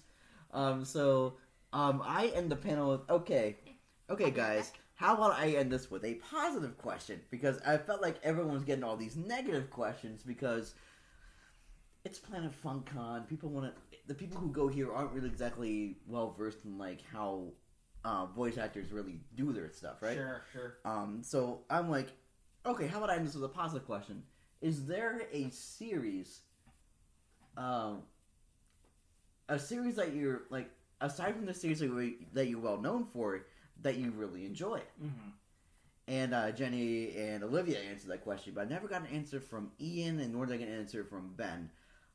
Later that day, I think it was like right after that panel, after they went back to their tables, I was actually waiting to get Ian's answer. I never got Ben's answer, but I kind of actually wanted to say, the question I really wanted to ask was Disney or Nicktoon, because I would love to stare Ben down in the face, because Young Xehanort is a Disney property.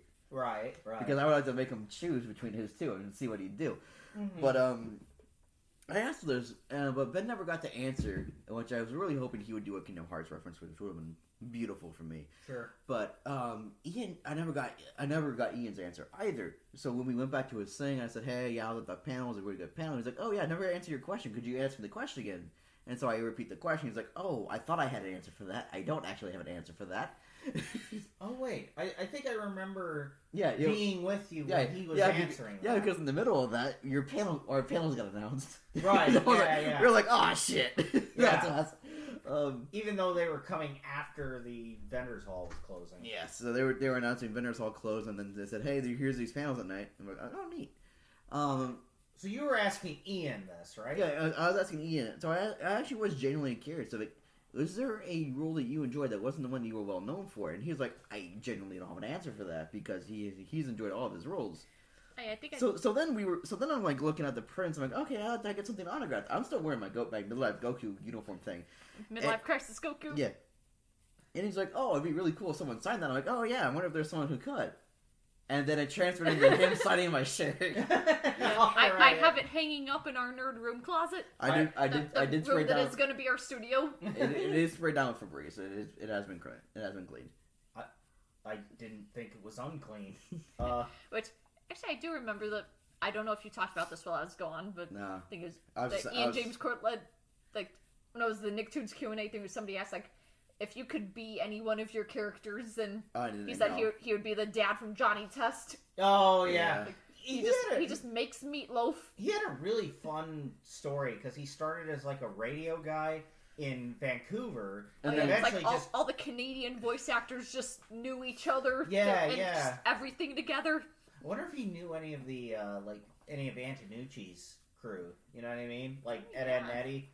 They're Canadian. Yeah. We should have asked that, but I don't think that crossed my mind. Yeah, I don't think it was crossing. I totally forgot he was Canadian. Ed and Eddie didn't cross my mind either. Oh, yeah, that's why we got Timac in the Timok. Excuse me, Timok. That's why we got him because one of the voice actors said they were doing a protest of some sort, so they canceled on Planet FunCon. So that's how Timok got into Planet FunCon. I know they were gonna have a lot of the Total Drama Island voice actors there, and then they all dropped. Oh yeah, those when we were doing our 18+ panels. It was like during the break where Steven was in the bathroom. You were going to the liquor store. No, I was there for this one. I was there for this because I remember it. You were there. Wade was in the locker room. I was sitting on the next panel. Yeah, so I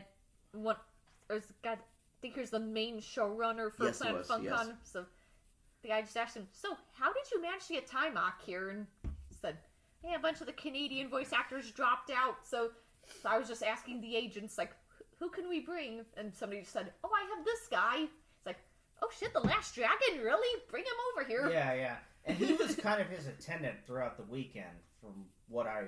That was the guy who was in charge of Flemington. The Midwest Touring Comic Fest. No, I know, but he spent a lot of time with Timok over the weekend at Planet FunCon. Oh yeah.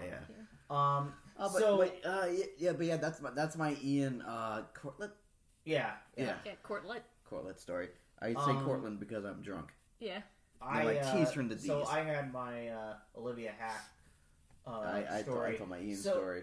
So after all of that, we had our late night panel set, which there were I want to say this. Shout out to the 10 people who showed up to who stayed with us for 2 hours straight as we went through some of the dumbest, weirdest shit imaginable. Yeah, that's why I was saying for all of our panels besides the Transformers panel, we had small audiences, but the audiences we did have were probably the best audiences I want to say had. Planet FunkCon was a testament to the fact of I would rather play to an audience of 2 people, an audience of 2 to 4 people who really care, who are really passionate, than an audience of 100 who are just killing time until the masquerade or something. You know what I mean? But in the so this would have been Cursed Media and then Anime when my parents walk in. We had about 10, maybe 12 people in that room. Had, between the two, I think we had one of them was 10 and the other one was 11. But I know there were definitely 2 or 3 people that were in the front row that I was just watching the whole time because they were giving the best reaction. Yeah. So I think the first one we had was Cursed Media.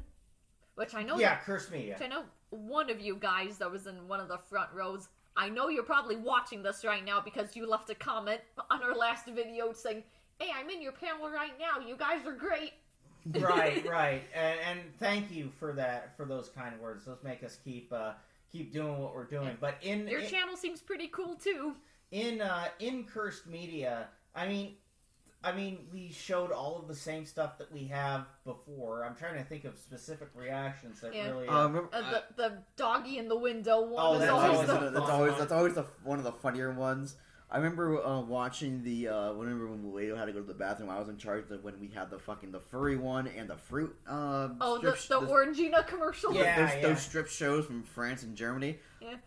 First off, what the fuck? How, Second, that was one of the best reactions. The one with the fruits feels dirtier than the furry one. That's a testament. Yeah. Germans really know how to go all the way. Like the Orangina one with the animals. Apparently, all of the information people get about that commercial comes from WikiFur. Oh dear. That is the most informational database for that. And I want to shout out to. So we ran out of drinks during that panel. This guy in our panel. You ran over to the liquor store. The same guy who left the comment on our YouTube channel, which phrases. You were awesome, dude. Yeah, he came back and gave us a whole 6-pack of Mike's Hard. But no, he gave us a 6, took 2 out for his tax. Yeah. Which is I get it. Yeah. And he Valid.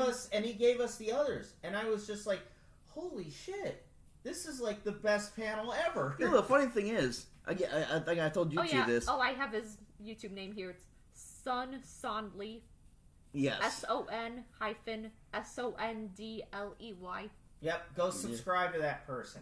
Give him whatever he needs. Finish watching this and then go subscribe to his channel, please. Yeah. Thank you. I will Yeah, say. it looks like he does audiobooks of famous novels like War of the Worlds, Romance of the Three Kingdoms, stuff like that. Nice. Romance of, isn't that the book that? Oh no. No. That was Journey to the West. I was thinking the book that inspired Dragon Ball. Journey to the West. Yeah. Everything's a Journey to the West knockoff. Yeah. Oh, he also does have an audiobook of Journey to the West. Hey, there it is. Hey, I kind of figured, but That dude was having the time of his life. they kind of all were. Like they all seem to be really into it. I want to take a pause between because between Cursed Media and when my parents walk in, because we had the full 2 hours. We said, okay, everyone, take 10 to 15 minutes break. We'll come back. Yeah, we had like take stretch, phone, pee break, whatever. Go watch the burlesque show that was going on on the floor below. Oh yeah, funny enough about that burlesque show. I was swear gonna mention that during too, the break of that, I just heard Zombie from the Cranberries playing, and there was like, oh no, they are not. And just They look did. down, yeah, there's a girl just doing a whole strip show to Zombie by the Cranberries. Like, do you know what that song is about? The shit you see at conventions, man. That song's not literally about zombies. Yeah, don't play It's that. about the Troubles. Yeah, don't play that at your Halloween party, bro. But anyway, Yeah, So just the real question is, was the Bad Wolves version good, or was the original version better? I'd say the original I'd version, say but the Bad Wolves version was really, really, really good. They did have a tribute to the Dolores O'Riordan did sign off on it. She also was the girl in the video who was painted gold. Yeah. And she was supposed to wasn't she actually gonna do a collab with them? She was gonna sing in that song, but then she passed away. Yeah, and I'll say this. I know Tommy Vex gets a lot of shit. I think he really killed it on that. Oh yeah, he did. Yeah, he was really a good guy that was just a good vocalist that was brought down by questionable decisions. Yeah, which we won't even get into that, but he absolutely it's kind of like a Chris Taylor Brown story. Well, no, I wouldn't go that far.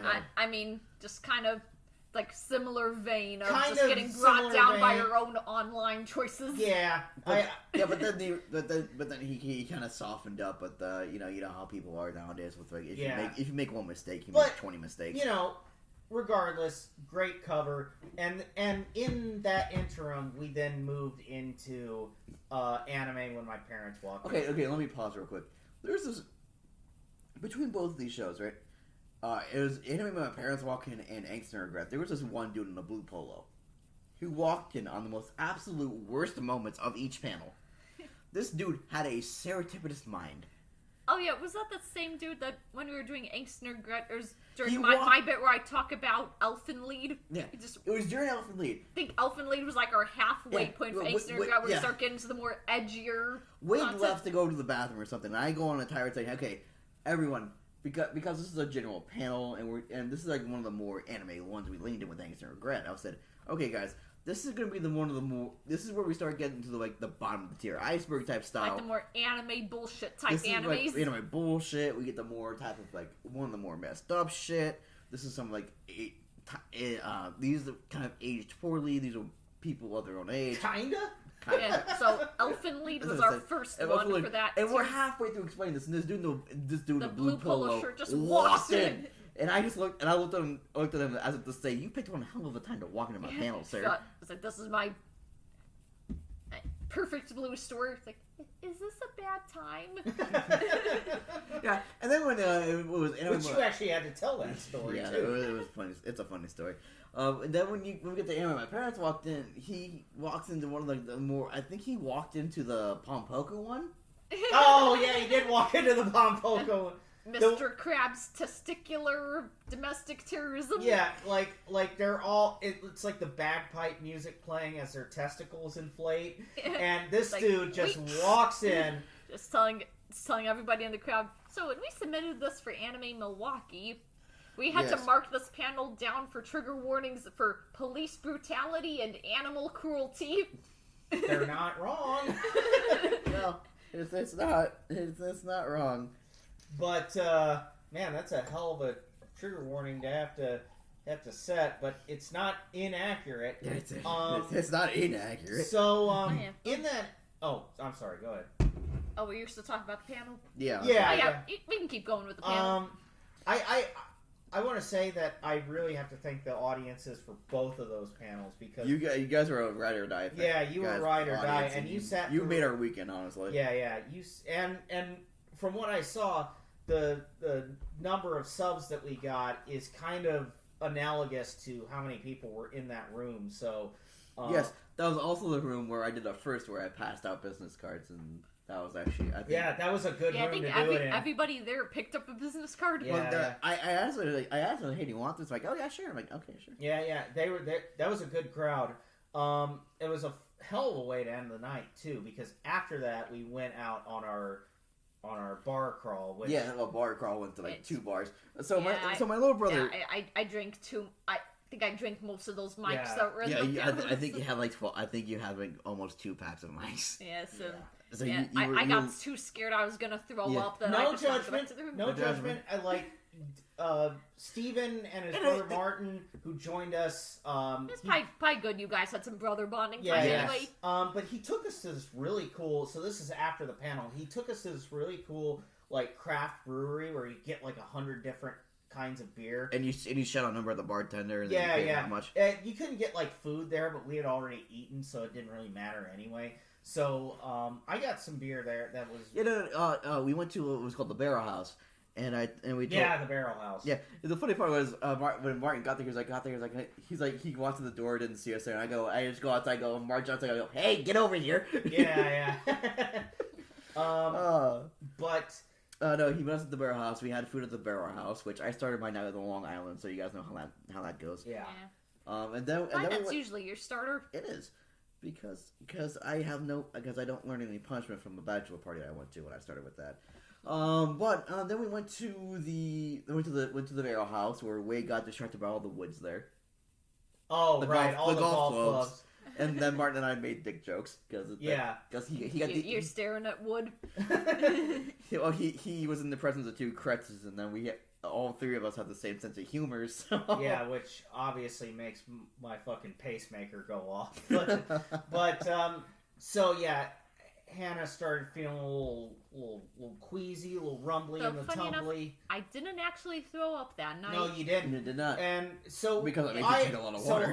So I took Hannah and Heather back to the hotel room. We basically just went to Crashed. we just kind of went to bed. We were Yeah. done. And then- So I think that was like around 11 12 o'clock. o'clock when you crashed Yeah. out. we were out for a long Steven didn't long come time. back to the room until 2:45. Yeah, So let me tell you about it between the time between 11 and 2:45, right? So I'm texting Wade saying, hey, what time do we have to check out? What time do we have to do this, that, and the other thing?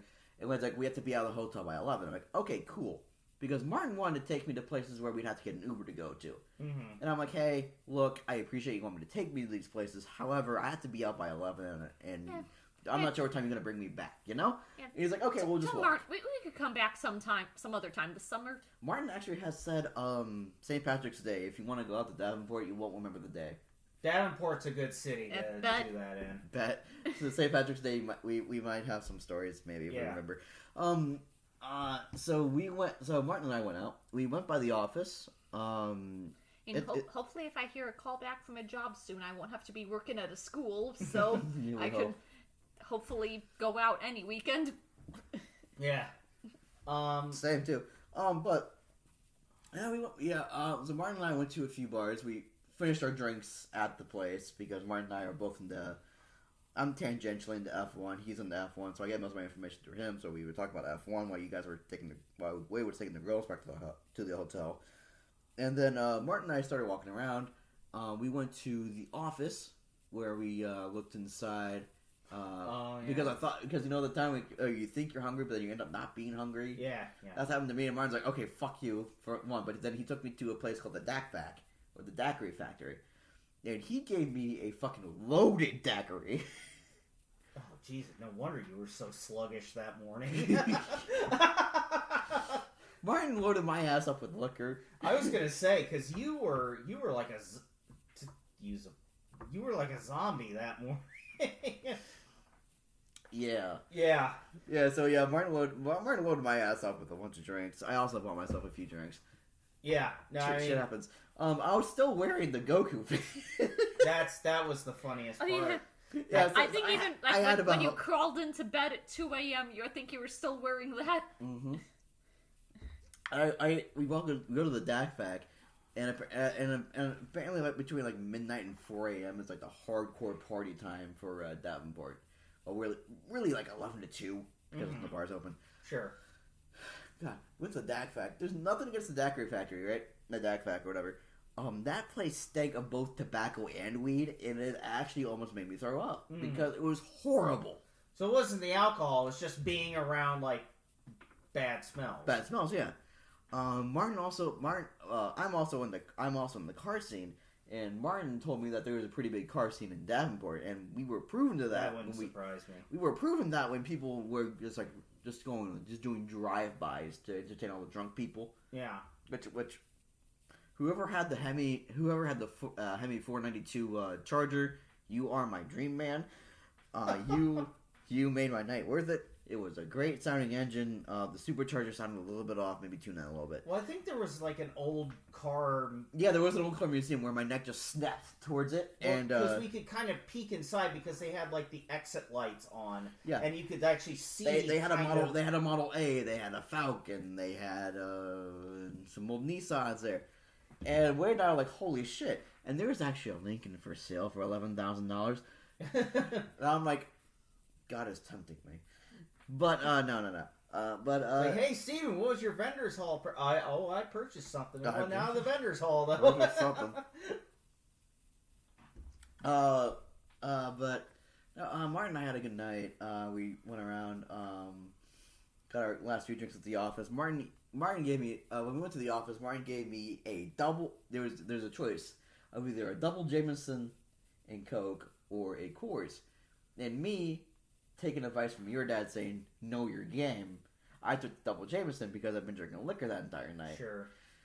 Because we went to the DAC Fact daiquiri, because the alcohol they put in daiquiri is... Right. We have a bottle of Bacardi next to me. And, yeah, so I've been drinking liquor, and Barnes like, oh, you took the liquor? I'm like, yeah, if I drink beer after I've been drinking liquor, it doesn't end as a good night for me. But if I just keep drinking liquor, it'll be fine because I don't have any hops in my system. And if I have hops in my system after a night of liquor, it don't go good. Well, that and like liquor is usually mixed into drinks that taste better than beer. So. Yeah. So Martin had a Coors Banquet. It was either Coors Banquet or the Jameson. I took the Jameson. Did he vomit? No, he was good. Okay. So we get back to the front of the Black Hawk, because Martin didn't order an Uber because Uber he had a reserve. Like 30 minutes beforehand before they even decided to give you a car. So then we got a lift, and then the lift took 1,000 years to get to him. So we're just sitting there from like maybe like 150 to 250. We're like, okay, where the fuck is this car coming from?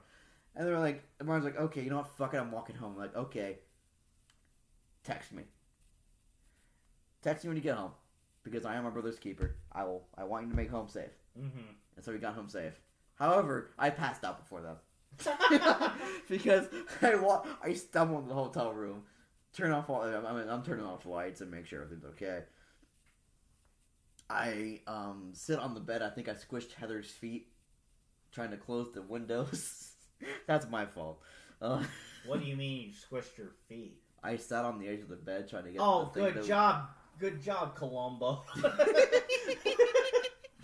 She didn't wake up, so in my defense, I think she was. Well, yeah, I think because we were all exhausted from the day's fuckery, but no, that is pretty. I didn't realize. So I did that. I closed the windows. Actually, I think I also got up and I put my. I think before she had kicked her foot out, and I put my hand on her ankles too. You just grabbed Heather's ankles? Yes, I did by accident. She didn't wake up. When I realized it was on my hand, I was like, oh shit. Yeah, she tends to be kind of. She has like the starfish. Yeah, it has like a knee-jerk reaction to, and like she'll just we'll be sleeping upstairs together, and she'll just like kick me for no reason. Hannah kicks me if I snore too loud. That's what I do with anybody. I sleep with the snores too loud. Just kick them. The thing is, you don't wake up, especially after you've been drinking. Oh, well, after that night. No. Well, here's the thing, Hannah. I'm bragging about the good sleep I'm getting. Good sleep that I don't get to get. Yeah. The funny thing is that came from my uncle and my mom's side of the family. So you come back. Like, I come back at like 2:45. I get shit together, and then I think I kind of drifted awake as I saw you sneaking into bed, and you just told me, I just got back. Cool. Then I just drifted asleep again, and then woke up like around 5:30. Yeah, me and Heather have no memory because we were both just out. Hannah was having the alcohol side effect though. She was waking up because of the alcohol. Yeah. Which alcohol does do that to you. Yeah, that was happening to me all of Planet Funk Con. Yeah. Well, I mean, we're drinking so much. It didn't occur to me in Midwest, but it was happening to be a Planet Funk Con where I was getting so drunk that I woke up early. So, Sunday at Planet Funk Con. Sunday, I was suffering, but yeah. Well, yeah, and you told me a little bit. This is the first time I'm hearing the whole story, but no, I'm glad that you had a good time. Oh, yeah. Also, Martin and I shared egg rolls at the office. Let me finish this up. There were egg rolls at the office that had the most weirdest of flavors. Martin got a chicken pot pie and mac and cheese egg roll. 2 of each. Shared those. You know what other egg roll I saw on that list? Hamburger? Yes. Brownie was also another one up there. Yeah. So is it in seaweed, too? Rice and seaweed, or is it just like a filling, like brownie filling that they put in like a roll shape? Hannah, we never ordered those, so I never found out. Brother, ew. But, like, were your egg rolls in seaweed and rice and everything? I was too drunk to actually fucking know. Okay.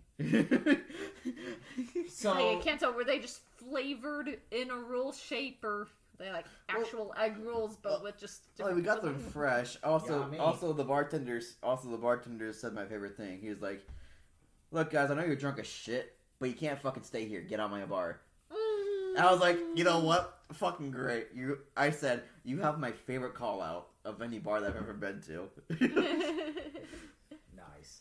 So Sunday was pretty normal. Like, we just packed up and we loaded up. I mean, we were out of the hotel fairly early. Yeah, Hannah. Yeah, I do have photos. Hannah did do the good thing where she packed up most of our shit. Oh yeah, because when I woke up at like 5 a.m., took my shower, and everybody else was still asleep, it's like, hey, might as well pack up me and Steven's shit for the night. So I started, like, everything that was me and Steven, just threw it into our suitcase. Mm-hmm. Yeah. And you did a good job. Thank you. Oh yeah, I also have the merch that I bought on Saturday. I have from Umbreon Creations. Oh yes, Instagram. that We bought a bunch of glasses from them. Oh yeah. I got a glass that was the Magic the Gathering Islands and Squirtle and whiskey glasses, and Steven got a nice haul from them too. I got the Fairy Tale pint glass. Pint glass. I got the Whiskey Rocks glass, and I got the shot glass of Fairy Tale. Nice. The Fairy Tale Guild logo. I think they even said they had all of the guilds too, but now you're a Fairy Tale boy. I'm a Fairy Tale boy. Fairy Tale boy. And then Rock City boy. And then there's also. I hate to go back to Fairy Tale, but I like how they had that for like the first half of the Tenrou Island arc too. Yeah. Rock City boy. Rock City boy. And it's also one booth that had the Japanese live-action Death Note movies, which I actually watched. The one under the stairs, right? Yeah, like right by the stairs of the lobby. Yeah. Had some Japanese movies and had the live-action Death Note movies, which I actually remember watching those when I was a little kid, because if you guys have ever seen Iron Chef, the guy that's Chairman Kaga in that, when I was a small child, my dad was obsessed with that man. The man that was Chairman Kaga in that. And apparently he is actually a big-name actor in Japan. Okay. And he played Light's dad in the live-action Death Note movies. Oh, so right on. when I was a small child, I actually watched those live-action Death Note movies. Gotcha. And actually, I found out when I was a small child, we had seen there's like an anniversary production of Les Mis where they had a bunch of the who's the main guy? Jean Valjean. from Les Mis, and had like the guys who played them in different countries. Yeah. And Chairman Kaga was the Jean Valjean in the Japanese production too, so he was there too. So yeah, that's just one of those weird guys that's just been there for all of my childhood. Right on. So yeah, I did buy the part 1, part 2 of the Japanese Death Note movies, and the guy there said, "Oh, we also have the L movie that they made too." It's like, okay, sure, I'll buy that too.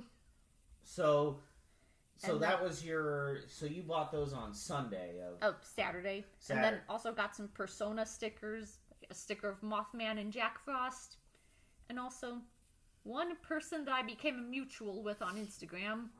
At Planet FunCon? Yep, it's a girl called Megan Sweet, whose ad is add some stitches on Instagram, where she does crochet art.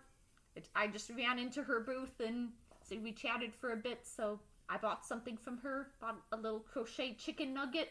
Aww. It was while I was getting that, I was getting my shirt, it was like before I was getting my shirt signed. Okay. I was waiting in line, and I was getting the... Do you remember those crocheted dolls from, like, Love Wing Bell? The little crochet green? Yeah. I would like to commission that artist, but I think the girl does those crochet dolls is in Australia. So okay. That'd probably be a lot of shipping taxes. Yeah. And tariffs. So Sunday now we can get Sunday. So Sunday, not really a whole lot to say about Sunday because we had we packed up, we got the car loaded up, and then we just kind of enjoyed the con for the next couple of hours because what we were gonna cap the weekend off was Timok. meeting up with Timok because Timok was gonna host a panel like 1 p.m. 1 p.m. But what happened was he decided to... I think we asked him on Saturday what he was going to do about his panel. He said, probably just going to host it at my table. Yeah, host it at his table.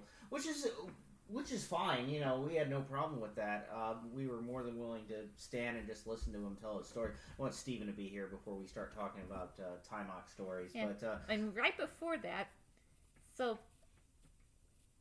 Going back to my story, when I went to Lindy Lee's table to get my Lucky Star Blu-ray autographed, I told her I'm gonna be dressed as Haruhi on Sunday, and I might get my Disappearance DVD autographed. And she said, I am gonna be here on Sunday. Please come to my table dressed as Haruhi. I haven't seen a Haruhi in forever. So, which is weird because Haruhi is like a incredibly popular anime. Apparently she was like the face of anime back in like the 2007, like 2011 maybe. Yeah. The face of anime. Yeah, so, and like she hasn't seen a Haruhi in so long, but yeah. I just went to Wendy Lee's table on Sunday. I wore my Haruhi Suzumiya cosplay. I found a Disappearance of Haruhi Suzumiya DVD back at like Item Shop. Yeah. So I just went to her table, got that autographed, and she wanted a picture of me dressed as Haruhi, so she has a picture of me as Haruhi, and I got Steven to take a picture of me dressed as Haruhi with Wendy Lee. You're right. So I got that done right before we went to Timok's panel. Yeah, and then Did you also say how she wanted to hunt you out for that cosplay? Yeah. Because we were getting that some of my content, and you were like, "Oh, I'm gonna be Haruhi tomorrow." She's like, "I want you to come to my desk first thing tomorrow." Yeah, we did. Yeah, we. But after that, then we went to Timok, who was hosting his panel at his actual. Okay, can I actually say something before we get to Timok? I think that day was the most day of confusion that those guys had. Because they were trying to do the Matt TV panel. Oh yeah, but Nicole Sullivan. She was having a lot of travel delays. According to my little brother, apparently she flew United, which had a bunch of delays that weekend.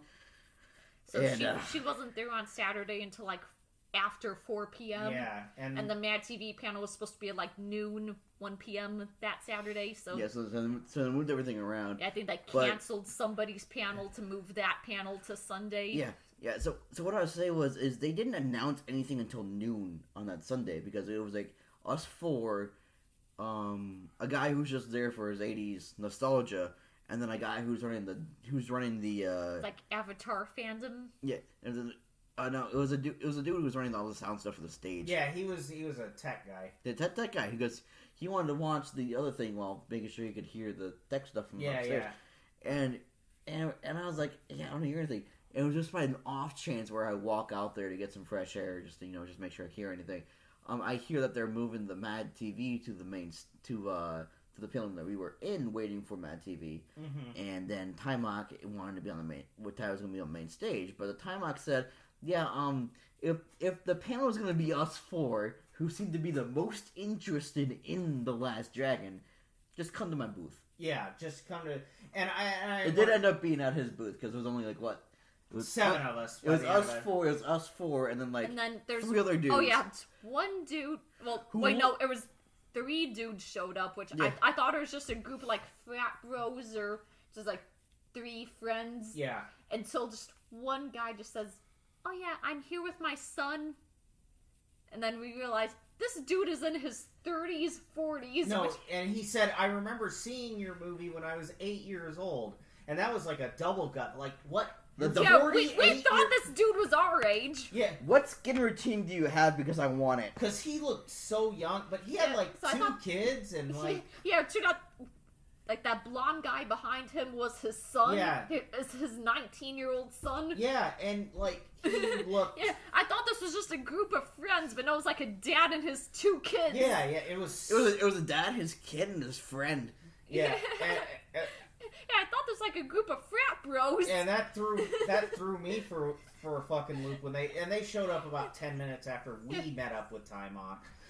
But anyway, this very young looking dad. So we show up to Timok, and I gotta say, incredibly gracious with his time. Very kind, very, very funny, very like... It's like the best celebrity you could ever meet. Yeah, absolutely. I will say, I never expected to have a celebrity say, "Oh yeah, this is what I looked like when I was 4," and just show us on his phone. I'm like, "Oh, okay, sure." Yeah. Somebody asked him about his name, and he said, "Oh, my mom's black and my dad's Italian. Here, let me show you." Yeah. And he just pulls out his phone, just whips through his phone gallery. He's like, "Here's a picture of my family. There's me when I was 4. Yeah, which that photo would have been taken in 1968, I think. Yes. Yeah, 1968. Because he's a few months older than my dad, and they were both born in 64. And apparently that Friday of Planet FunCon was his birthday. Yes. I guess it's good that dad and Timok were there, because they both are eternally youthful. You know what I mean? Well, you know what they say, black don't crack. Well, you ought to tell that to the white guy who just looked like a fucking teenager. Defies expectations. In his 40s, but looked like he was like 25. But anyway, so obviously I was so curious about this movie, so I started asking... No, you were so curious about this movie, you were writing questions the week before. Yeah, I know, because I was so... I think like our big question was like, how much was Berry Gordy involved in this? And Timok had a very, very, very clear answer. Like, he was on set every day. He was on set every day. But Timok did not have the... He was being cool about it, but I could tell he didn't have the best opinion of They pretty much said, like, everybody in Hollywood's a crook. Yeah. Oh, yeah. Based, but yeah. Well, I mean, he's not wrong, but... yeah, we get it. But it was both surprising and yet not surprising, because I had a hunch that Berry Gordy was heavily involved in the creation of The Last Dragon. What I didn't realize is that he was on set every single day. Yeah, we just want to know how much he was involved in it. And apparently, it was this very... was his passion project.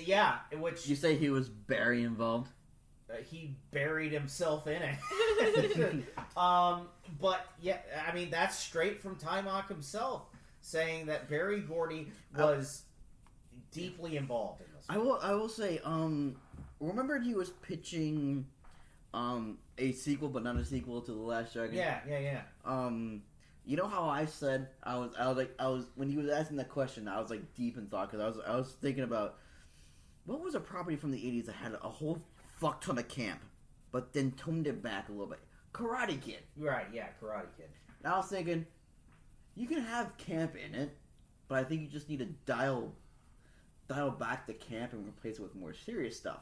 And that's what I told him. He's like, He's like, yeah, I was thinking the same thing. I'm like, holy shit, I have informed Timok of what direction he needs to go. I think even back to the original, you know, Karate Kid, he brought up Karate Kid about, you know, with regards to the original Last Dragon, because he, you know, that whole crew was thinking it, because Karate Kid had come out the year before. Mm-hmm. Karate Kid comes out 84, Last Dragon comes out 85. So they have that on their mind. So I wouldn't be surprised if Timok would want to incorporate that. And it seemed like he had given a lot of thought to this, like this would-be sequel that he wants to do. Yeah. Which I wish him all the best for. Yeah. I think he could get it made because I do like how he like we said, he was a very gracious host. And I do like how he's like, I think the way he looked at me is like, yes. Like the way he was thinking about it. Like he wasn't sure how to pitch to people because I think he pitches this idea to every place he goes to. And no one's really ever said the answer, like, I'm going to brag a little bit. I don't think anyone's ever said the caliber of my answer was like, you can have a little bit of both, but with the audience as it is now, I think you need to have a little bit more serious and you need to have more... Then you need to have camp. Yeah. Even if it's only like a 51-49 split, it'll work. But like we seem to come to an agreement. So it's like, yeah, I think it needs to be a little bit more serious than it is camp, especially with the way that you want to go to the story. Mm-hmm. We're not going to say anything about that story because he is still producing it, and I would not like to say anything that was said to us in confidence. You know. Yeah. I mean, he was given a public panel, so people who watched might heard it, but yeah. You know. I mean, hell, did they absorb it though? Yeah, that's true. I mean, the thing is, that was probably one of my favorite panels that I've ever been to at any convention, just because you could ask him anything. It was so personal. Yeah, you could ask him pretty much anything, and he would have like an answer that would basically cover all your bases, which is, you know, kind of what you want from any panelist, but it's like, God damn it, you should be doing this in front of like 100, 200 people instead of just us fucking 8 chuckle nuts. And as he was telling us, The Last Dragon is doing its 40th anniversary run in AMC theaters October 19th. Yep. Celebrate 1985. For those who haven't seen it, go see it. It's a fucking shit. For those who have seen it, go watch it again. I think I searched it up. There weren't any nearby theaters in Kankakee, but there are in the normal theaters. The normal AMC is going to be playing it, so we're probably going to have to come back down here. All right. October 19th, we'll be down here watching it. Well, I won't be here. I'll be at the theater. Yeah. But you'll be taking us with you. Yeah. I'll make sure to tell my family too, because I know my dad's a big fan. Oh yeah, bring them all out. It'd be a fun. Because my dad would apparently he would show the movie over and over again, and I showed no interest when I was a young kid. And then you woke up and realized, holy shit. this is really fucking fun, and this is really good. Well, yeah. I'm not sure if I mean, we probably told the story on our first review of it, but for those who haven't seen that review, I suddenly remembered this movie existing, and I was like, "Hey, do you guys want to watch this funny movie that I remember from my childhood?" And like, sure. And then I showed them Last Dragon. Like, holy shit! I have unlocked a personality trait. You could draw a direct line from you remembering that movie to you having a personal conversation with the star of it. Do you realize that? I do now. All right, so we are at 2 hours and 42 minutes. How about we haven't even talked about Anime Midwest yet. Okay, let's move on. Okay, so how about we give a final review of Planet FunCon and our style of anime shows? 10 out of 10 will be coming back next year. Review. See you in 2026. Yeah, pretty much. It was so fun. I'll let you guys, because they're going to be telling their story about Anime Midwest because they were the ones representing Off the Balcony. I was there, but I make cameos. I'll say that as like a preview. But I will let you guys start. Yeah. Okay, Anime Midwest section starts now. Yes, go. Correct. All right, so Anime Midwest was the second time Jerry Curl Arena. was the second time that we have arrived at a convention before the convention starts. So yeah, plenty of FunCon we did it once, and then Anime Midwest we did it twice. Yeah, because just so happens the route we usually go. Well, first of all, we moved closer to Chicago now. We moved from Normal to Kankakee. Kankakee is 50 miles south instead of being like 120. So we cut it down by over half. Yeah, so it only takes us about like an hour and change, hour and a half to get to Chicago, to get to Rosemont instead of like 2.5 hours. Yeah, and 57 is a different beast from 55. Yeah, apparently they had cleaned up all of their construction. Yeah, 55 does not have construction. So we just blew past that place. Yeah, I was able to thunder down 90 to 100 miles an hour. Please don't tell the cops. I mean, the only thing is, like, about 50 minutes into the trip, we both really had to pee. So that was kind of torture on us. Yeah, yeah. Once we made it to the convention center, we finally took our piss. Yeah. And then... Wait, you hadn't even left Dwight yet? No. So what happened was so we moved to Kankakee. We're in our apartment, right? We go up 57. Yeah, that thing's fucking empty. So we were just drifting past it, and then once we finally hit the one traffic blockage, which is probably an accident up the road. No, that was when it was construction the way in. Yeah, that was when we both realized we had to pee.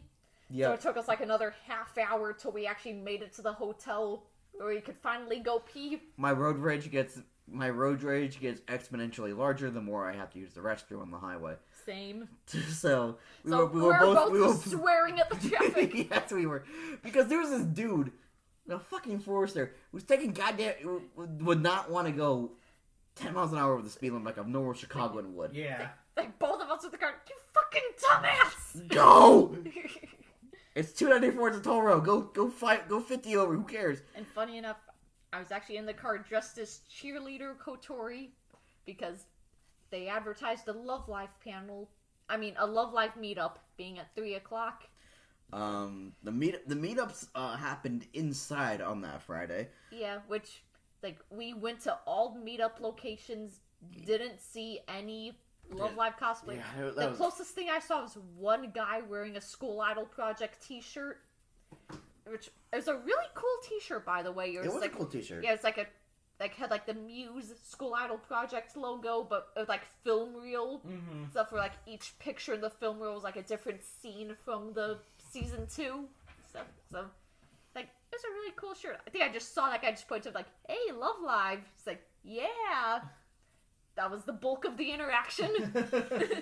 So then we just popped into Mia's Hollow Life panel. Yeah, we popped into Mia's Hollow We're about to go grab lunch, but then we're walking down that hallway, just saw, Mia's in there, and just walked in. Right. Alright. Yeah, so we watched the Hollow Life panel. I made a joke about Sabo getting another $1 million, getting the million fucking subscription. Because now that whoever Sabo is Guargura's new personality. I don't know who the person is. That's probably a good thing from VTuber perspective. It's probably a good thing. Yeah, you have they don't want you to know who the real person is. Yeah, it's fine. You have 3 million golden play buttons. Yeah, you have 3 gold play buttons for different personalities at this point. Are you gonna go for the? Are you gonna go for the 4th? What are you doing here? No, I know. I wish Sabo the best. Even if there are some conspiracy theories going around this character right now, but then again, you dealt with Brittany Venti, you can deal with Josh from Kiwi Farms. However, our Midwest, we ate lunch there. We left before the classical Japanese music concert started at the meeting. Oh yeah, we saw them at the small stage. Oh yeah, there were also people that were official Red Bull. Yeah, we were standing in line for the check-in. The check-in for our hotel, and there were people in Red Bull backpacks. Yeah. Hey, do you want a Red Bull? You want a Red Bull? You want a Red Bull? We took a few. Yeah. So did we. Yeah, which I poured vodka into later. Same. Actually, I did. We got it. I immediately poured vodka for our trip over to the... I saved it till later in the day. I just did it immediately. I should have gotten some Jaeger for it, but... Oh, don't talk to me about Jaeger, because all I got is Martin's freaking view of Jaegers, but throw it in the freezer. Oh, yeah. They also have pictures of my merch haul from Saturday, where I bought a Hatsune Miku Nesso, or Hatsune Miku in her Christmas outfit. And then we found a booth that had some Love Live Nessos, and I was just looking at them, didn't know which ones to get, so I just told Steven, hey Steven, which one should I get? He said, you don't have an Ellie yet. So I said, I'll take Ellie. So I have an Ellie Nesso now. So if I get an Umi Nesso, then I'll have one Nesso of every Love Live, every Muse girl. Yep. And then that day, that weekend, my merch haul ended up being, I bought a Keyblade because your boy's down bad from Kingdom Hearts. Was it the Kingdom Hearts 2 Halloween Town? The Kingdom Hearts 1. It was Nightmare Before Christmas Keyblade. Yeah, because I go to that world like twice. It was called Pumpkin King, and that's what they called it. I'm pretty sure. Oh, it was called Pumpkinhead because I looked it up. Oh yeah. I got the Pumpkinhead Keyblade, and that was $55. There was one place selling it for about $115. And I said fuck no. Then I found one around the corner by the first aid shelter and said, oh yeah, it's $55. Like fucking give me that one. Oh yeah. I also do have somebody who saw me in the hallway. I have no idea who you are. They said, oh, I love your costume. You want a bracelet? It's like one of those little bead bracelets. Said, okay, sure. And just grabbed one that was kind of Miku colored. So, got a free bracelet. And also, somebody I know who doesn't want to be identified as going to Midwest gave me some Love Life stickers. Need 2 Kotoris and a Hanimaru sticker. Oh, that was so cute. Those are in your base now, I believe, right? Yep, all the stickers I got from the last 3 cons, I have them all on my acoustic bass now. If you need to put stickers on my acoustic guitar, you are more than welcome to. Oh, yeah. Oh, another picture I took in the lobby of the convention center. On Friday, there's somebody dressed as Sayo from Bondry playing some guitar down there. Oh, okay. On Saturday, there's somebody there dressed as Bochi playing some guitar down there. I saw that. Friday for... Let's finish out our Friday, and then Wade can talk about his Friday. I want to do days bouncing between us. Yeah. Our Friday, Hannah and I were just regular con attendees, because our panels didn't start until 7 p.m. on a Saturday. So what we did was we just attended the con as... Yes. Just a guest, just... Yeah, I think finally take the chill pill and just relax. Yeah, I think the only conventions we wanted to go to. The only panel we were really dead set on going to was like one 11 p.m. panel that was about law. It was hosted by a law student. Where different anime characters, like what they graduate law school. Yeah, that was the big joker. She goes to law school, and whenever she mentions law, all her friends go, "Oh, you go to law school? You went to law school?" Well, yeah. So let's let Wade explain his Friday and how he led up to meeting us on that 11 p.m. panel. Go ahead. Okay. Even though you had a busy Friday. So yeah, even though he did meet us while we were having dinner that night at the Red Bar, which cost me $100. So I had my panels. What panels did you host? An AMV panel, a panel about free rent, and then of course Sonichu. All of which went great. They all bangers. Had a great time. Had a great weekend. All told, awesome. Had a great weekend. But so I went down to the rave because I just wanted to, burn off some energy. Just see what a rave is like. Yeah, well, no, I've been to the rave before, but I hadn't been in so long that I just wanted to kind of let loose and just kind of have fun and everything. And so, I'm just, dancing, getting into it. And by dancing, I mean jumping up and down and just kind of acting I came to get down, so get off your seat and jump around. Yeah. And so, I look on the panel schedule and I see that there's convict them or not. I'm like, oh, that might be a panel that I can cause some trouble in. And so you just walk in and it's like... Me and Steven are up in the front row, so we see you walk in. Oh, yeah, and I was like... we can see that just blank, drunk stare on your face, and we just go, uh-oh. and they bring up... Sasuke. Now, I want to point out, I have never watched Naruto. I Yeah, the thing about this panel is that they bring up, like, the list of potential charges the character could face, and they have one person be the prosecution and one person be the defense attorney. And I want to say...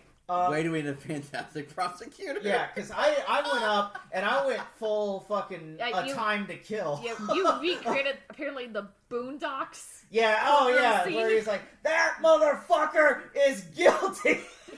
I'm up there, like, speaking. You need deliberation. I don't need no deliberation. I got Hey, the rope that motherfucker right now. I got the rope right here. And I was like... I was just there in my seat just thinking, oh god, yeah, I hope this court knows it's a reference. No, I was like... No. I was hoping you wouldn't say the word. No, I was... If you said the word, I was out of that panel for a minute. I knew not to do that, Yeah, but I was going full... You had that blank, drunk stare just going up to that microphone like you had a purpose and just cupping the mic, just shouting into the mic. I was going like full Southern prosecutor up there, like I forgot who I was even prosecuting against. I was like, listen, we got some trees out here on the lawn of the Hyatt. Bring them out here, and we'll make an example. The funny thing is, I want to say Sunday, while Hannah was looking through one of the things, we managed to find them again because we crossed paths like 8 times. Find what? The same people who hosted that panel. Oh, okay. And I said, hey, so that was our friend who did the Sasuke prosecution. I hope you realize that was like a mix of like a whole bunch of references. Like, and he was quoting the Boondocks there. No, I said he's quoting Boondocks. He's quoting what was another movie? A Time to Kill. A Time to Kill. And like I hope he's doing a whole bunch of quotes. And she's like, that was probably one of the most.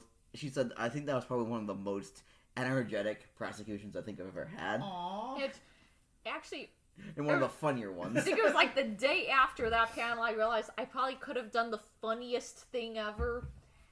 It's like, apparently, to be fair, I also brought my weed gummies with us too. So we were high as shit. Yeah, we were both drunk and high during that panel too. Normally we cut the weed gummies in half. But we both took a full one that night too, just because we weren't hosting anything that day. Sure. So yeah. It was only the day after that I realized I could have done the funniest thing ever because they had Inuyasha as one of the characters there, which it's like I could have just realized it would have been funny if I just went up there to be the defense for Inuyasha and said, he is a dog, not a human. This is a problem for animal control. This is up to animal control to euthanize him, not human court. No, I'm just thinking that, like, I feel like in that moment, instead of, like, me wearing a Hawaiian shirt, I was in, like, a black suit, like, with, like, a little... That cop rock scene. Yeah. He's guilty. Like the time I did like that Blazing Prosecutor for the very... during that Sonic 2 one where they did the courtroom scene. Yeah. When I was pacing back and forth behind you guys who were listening to that Atticus Finch sing for like 20 minutes, I'm like... Or the bird lawyer from Futurama. Yes. I do declare. Yeah, because I was throwing out like little Southernisms throughout that. I wish I was recording because that was some of the most golden shit I think I've ever heard in my life. No, because I also want to let you know the reason why you got high fives on that because everyone hates Sasuke on that panel. I could tell because. I think you blew out the defense because the defense is like, fuck, I got nothing.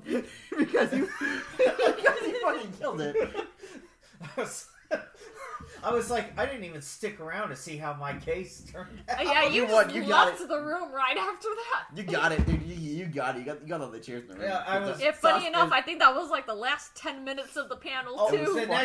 The next morning, I shoot you guys a text where it's like me pretending to be like hung. I mean, I was hungover. Oh yeah, actually, funny enough, it was like right after that panel, you just texted us, "What room are you guys in?" So we just gave you a room number and said, "Oh no shit." And then just like 2 minutes later, we heard a knock on our door. Like, oh. Well, I just wanted to hang out. I wanted to hang out real quick.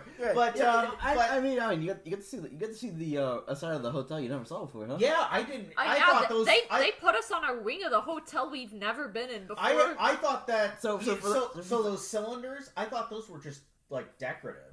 Honestly. Yeah, okay. So for those who don't know, if you guys go to the Hyatt hotel, the Rosemont Hyatt. if you guys come out from the parking garage, there is the pay thing, and then if you go left, outside there's a little staircase next to the walkway to the parking garage. If you go left, there's the lobby. If you go right, there's rooms 200 to 212. Which I never knew. I never knew. Those are where the king size beds are for the pilots who fly the fucking planes. Somehow we got one of those. Yeah, I think because it was just the two of us, so I just booked a room for a king size bed. Yes, and it was the most comfortable bed I've ever been in my life. Actually, real quick about that courtroom moment. There was a guy sitting directly in front of Steven. I think you'll remember what was peculiar.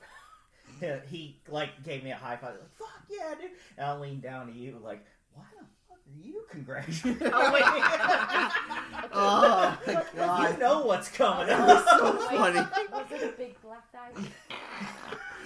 That picked up Anna, by the way. Okay, because on Saturday morning, Saturday at noon, there was the Miku meetup. Mm-hmm. And that dude Miku Mania. And that dude was there dressed as Kripsune Miku.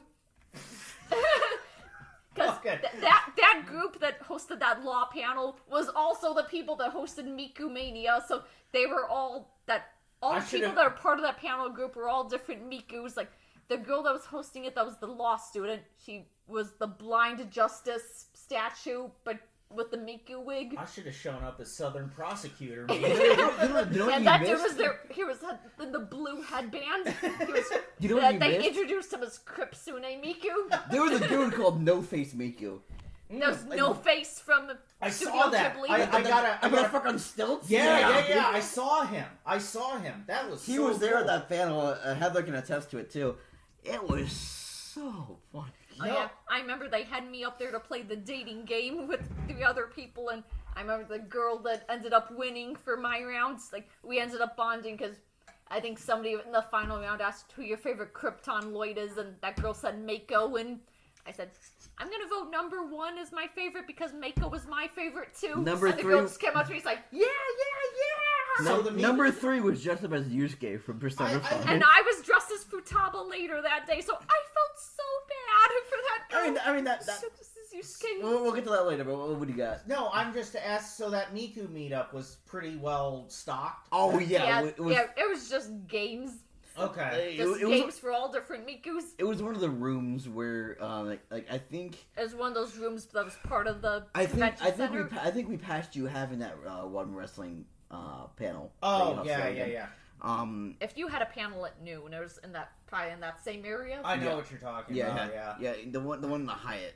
So the convention center. Donald D. Stevens. I want to say, as we talk about Saturday, when I woke up on Saturday, I wasn't that hungover, but I sent a text in our group chat. It was like, "Oh, what happened last night?" Looks out hotel window, sees Sasuke hanging from a tree. Oh. Okay, so we'll move on to Saturday then. Saturday, Hannah and I were again congoers for most of the day. We went to the Persona meetup. That was an abject disaster. Yeah, because apparently. Wait, what? So what was? So we went to the Persona meetup was 5 p.m. on Saturday, and yeah, I'm Anime Midwest does not organize their meetups at all. So the meetups are between the parking garage. I was gonna say they're usually outside. They're outside, but everyone thinks they're by the fountain, which would be the normal place for meetups. Sure, but apparently they put it next to the parking garage. Yeah, there's a little garden next to the parking garage, and said you guys can meet up there, which is dead in the fucking sun. Oof. And we're like, no way in hell. So we got there. There was the good cosplayers. There's one Joker cosplayer that kept going back and forth from Kana. I was just trying to being a legitimate leader, which I appreciated. Yeah, I think 20 minutes later, I just told Steven, let's just go back inside. I don't want to be out here anymore. We were. It was brutal. That poor Yusuke cosplayer, I think, was crying at one point. Her wig malfunctioned. I think she was probably a teenager. She was with her parents. Oh, so, okay. At one point she just started having a meltdown. It's I feel bad. I feel bad. Well, I've been there before. But I was about to suggest that you guys take a picture together to at least. Do you know where I would host hangouts? Yeah. On the other side of the elevator bay. Yeah. Like when you come down, not in like the basement. Well, but wait. So you mean Like, the thing you kind of threw like up the on? lobby area where there's those chairs, kind of. Yeah, that's where I would put the meetups. Yeah. Like in that bay of tables, because I think that would be a good place. You could clear some of the tables out so there could be some standing room where people could, mingle. That would require cough having a Anime fucking... Midwest, hire us instead of cough. Pay me though, because I ain't doing this shit all for... cosplayers are welcome except Sasuke. Have every fandom But no. instead of Naruto. But no. What I was saying was maybe I was thinking maybe you guys should take a picture, but she seemed to be in the middle of a freak out, and we were sweating. Yeah, I know. At one point she was crying, and her dad was comforting her. It's like, I don't want to get in the middle of that. Yeah, that's. There was one Yeah, I know, Asian girl who dressed up as a pretty good Joker. That was a pretty good cosplay. Yeah, I think I saw that Yusuke just every day of the con dressed as Yusuke. So I know she was probably like a kid. That's probably like her first cosplay, like the only cosplay she has. Yeah. Yeah. Yeah. No. We try to have it as much under shade as possible, but after that one, we kind of folded. But honestly, actually, it was a good thing we went to the vendors hall later that day because I found my first Heaven Burns Red Nesso. Oh, right. Boots. Found Tsukasa from Heaven Burns Red, and later on Sunday when we did our final search of the vendors hall, I found Megumi from Heaven Burns Red. There's also the Heaven Burns Red character voiced by Anchan. Right. Chica from Love Live. Right. No, I'm just saying. So I wandered back into the hotel room. Oh yeah. There's Crimson Miku. Yeah, he was the one who said, "Yeah, hang Sasuke." Speaking of which, so I come back into the hotel room and I climb into bed with Heather. I'm like, "Hey, babe, are you a Naruto fan?" And she's like, "Yeah." You know Sasuke? And she's like, "Yeah." And I'm like, "I think I just advocated for a room to lynch him." She just kind of looked at me like, "What?" And I was like, "Good night." I think I advocate for Sasuke's murder. Good night. Extrajudicial killing. Man, so tell me about your panels. Yeah, so so our panel. 7 p.m. I do want to say one thing. We did advocate the Persona 5 panel meetup because holy shit, was that a hot day? Yeah. Man, it's a hot one. So we went back, cooled off, and I learned that Saturday after I have a lot of energy on Friday. Saturday I fucking died. I mean, it was like 95. Yeah. It was I know, I 95. kept thinking, I okay, was driving from yesterday. Apparently that energy went off and went to Saturday, and then I fucking crashed. Yes, I've been thinking, Saturday we'll do our artist alley run then. And then Steven fell asleep. Mm-hmm. Oh, I don't want to go down the artist alley on my own, so I was just there just waiting for Steven to wake up. Like, come on. I mean, I'm sorry, but not, everything caught up with me in that moment. It just went BAM! Not to be too candid about it, but I had to de-chafe a couple of times, so it's alright. I should have done that too. Everything worked out okay. Yeah, everything did work out okay. I think we got all that we wanted to. Yeah. That weekend. Except for that one artist that did Lupin the Third art. Oh yeah, that actually pissed me off.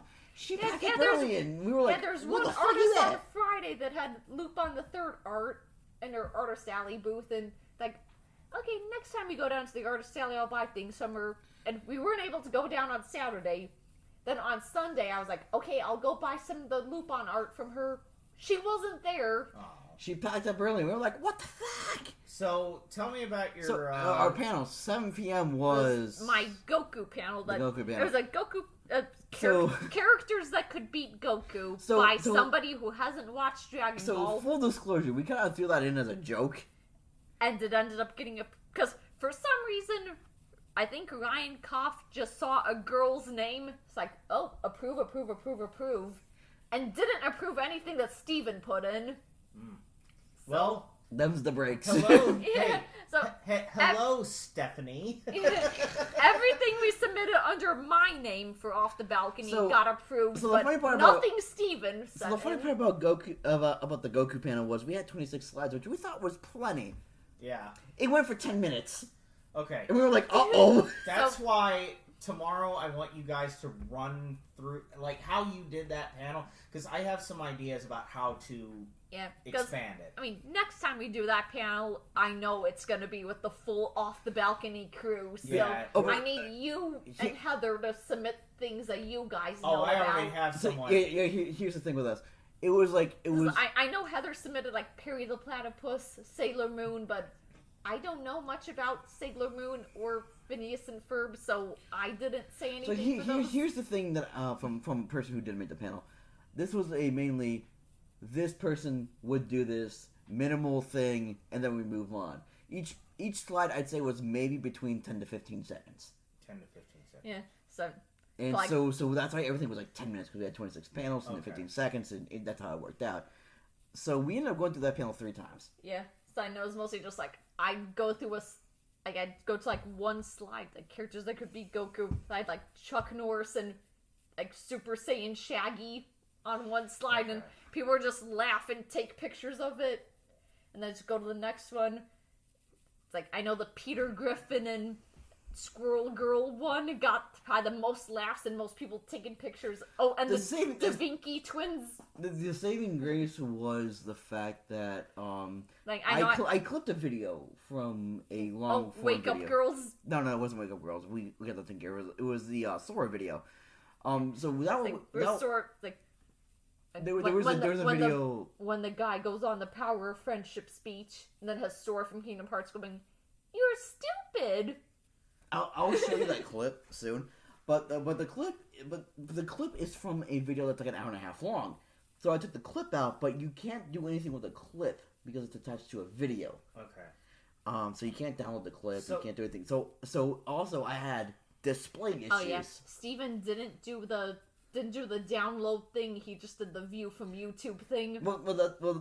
Because the clip from YouTube, you can't download clips from YouTube. You can only you can only click the link and go to it. I told him to download the video, but he didn't do it. I tried. Okay, hey, it's not a big deal. I will show you how to do that. Okay. In fact, I will do it for you when we go to Ink.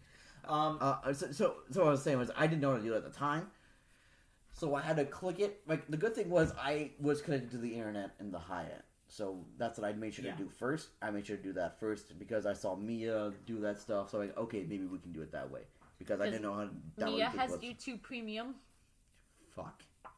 Anyway, so we did that. Well, you don't need to be giving YouTube more money than it already has. Correct. But but apparently, shout out. Yeah. No, so I was trying to download it in the hotel room, but you can't do clips. Like if you source like say you make a clip from someone's video, right? Mm-hmm. You can't download that clip as an individual video. Right. So you have to actually put it as a link and then put it in. So that's what I did, and what ended up happening was my Windows is a bitch. Right. And because it has a preset for when you do presentations, and I had to switch presentations. So the only saving grace of that made our thing 10 minutes was that I kept fucking around with the display settings. Okay. And then everything worked out. Let me give a suggestion. I don't want to do too much of this on live because I want to save a lot of this as a surprise for Inked. It's also been 3.25 hours, but keep going. 3.25 hours. Okay. Let me just say, if we do want to bring this characters who could beat Goku panel back. Because it got a good audience reaction. I just didn't have enough material to last good an audience hour. reaction. Would you be open to more audience participation? Yeah, 10 out of 10. Yeah, no. Not. I mean, I kept telling the audience I'm so sorry. This is my first time ever doing this panel. I thought I had enough material, but I clearly don't. Oh. And they were just like, okay, cool, and just kept shouting out more answers. Right. So the audience, that's good to know. I'm glad that you told me that was also because the beginning of our thing for this con, where just our audience kept coming back for our other panels. I wonder if they felt audience participation. I don't mean to be live directing in this, But audience participation is going to be crucial for doing this again. No, they were laughing the entire time. Yeah. They loved how I put it together. So when we do the panel again, we have to figure out ways to incorporate them more into. Take the format I did, but just put more characters. I would say maybe 80 slides is the minimum with the way we were. Yes. We were presenting it. If you're spending like 30. Let's say 30 seconds max on a slide. 30 seconds on a slide, you're gonna want something around like 80 slides. Yeah, so I think with video clips interspersed that would pad the there was only out. There was only one video clip, and I said that was just because Windows was fucky. Oh, I had two. It was the Sora slide and the Wake Up Girls. The Wake Up Girls slides we had. Oh yeah, Wake Up Girls we had integrated. That was more just. People were watching that one, and then just when it got to the September 11th slide, they were like, "Oh wait, what?" That one we had integrated into the slideshow. It was just because it was already downloaded on your. It was just that Kingdom Hearts clip that was giving me a bitch. Right, and that was also because Windows was having a fucking. I will show you how to download YouTube videos. Actually, tomorrow. But other than your tech woes and everything. So you enjoyed doing this panel. The panel because there was also one who did like a low rent Aizawa who I thought was Mihawk from fucking One Piece because that's what she looked like to me. She followed us around the entire weekend too, which was beautiful. Yeah, it was funny when we hosted the Lost Media panel on Sunday, and people that were at our Saturday panel was like, "Oh shit, we had no idea this was you." Mm-hmm. And I just kept saying, I'm so hungover right now. I'm sorry.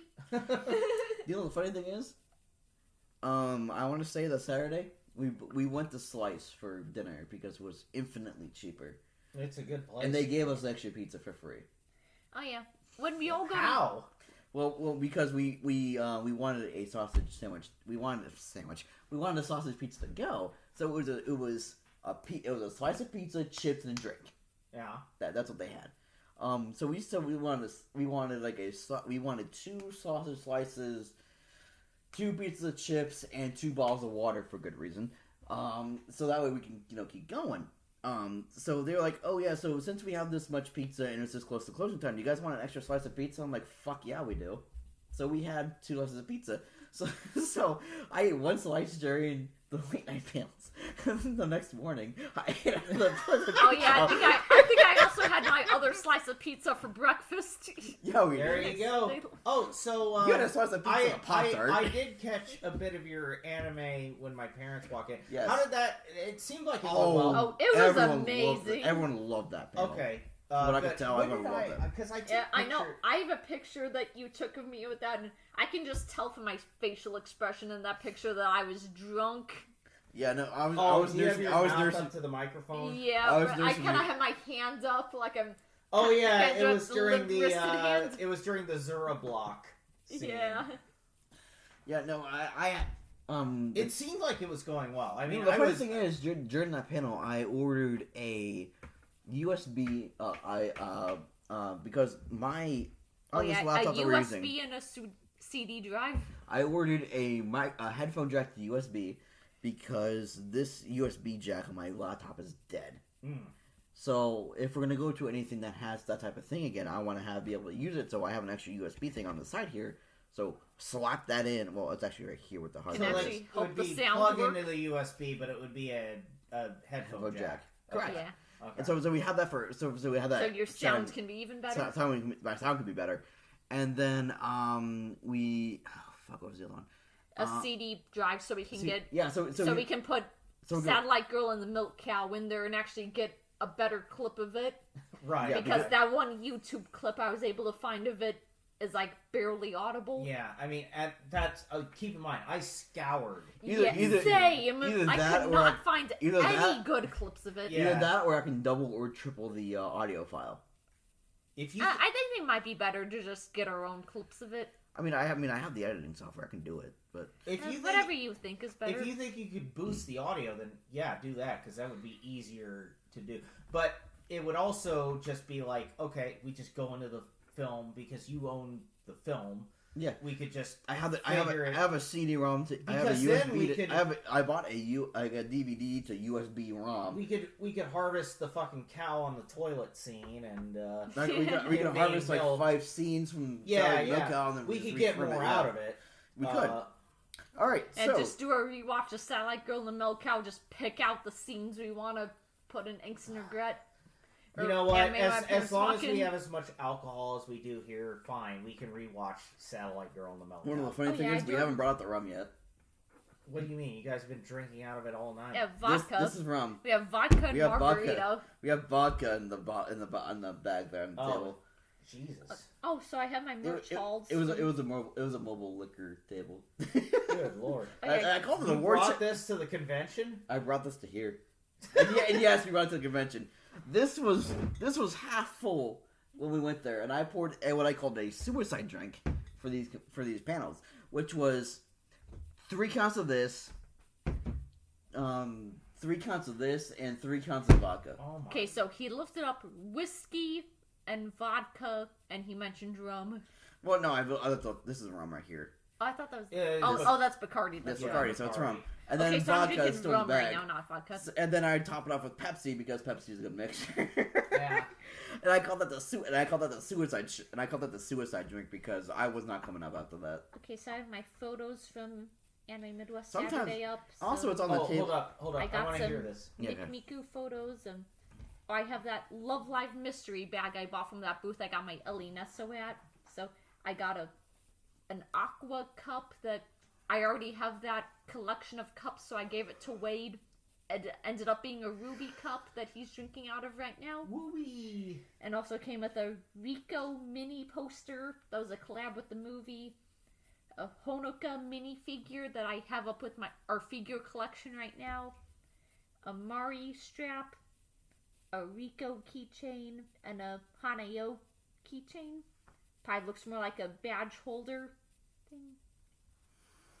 And then got some more Mikmiku photos Steven took of me. Got Bochi playing guitar up in the lobby. A guy cosplaying the Yamcha death pose. Yes, that was hilarious. This dude brought out a like you know what kites are made of.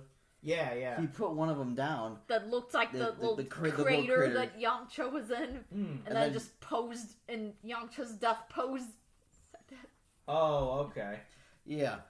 So how was your Saturday other than I also have myself in the my Futaba cosplay with the Get Smoked hat, which I was scared to wear in public because I ended up it's a red sharing hat. to the server that it's a red baseball cap. It said, guys, I'm scared to wear this down into the lobby because I'm scared I'll look like a Republican.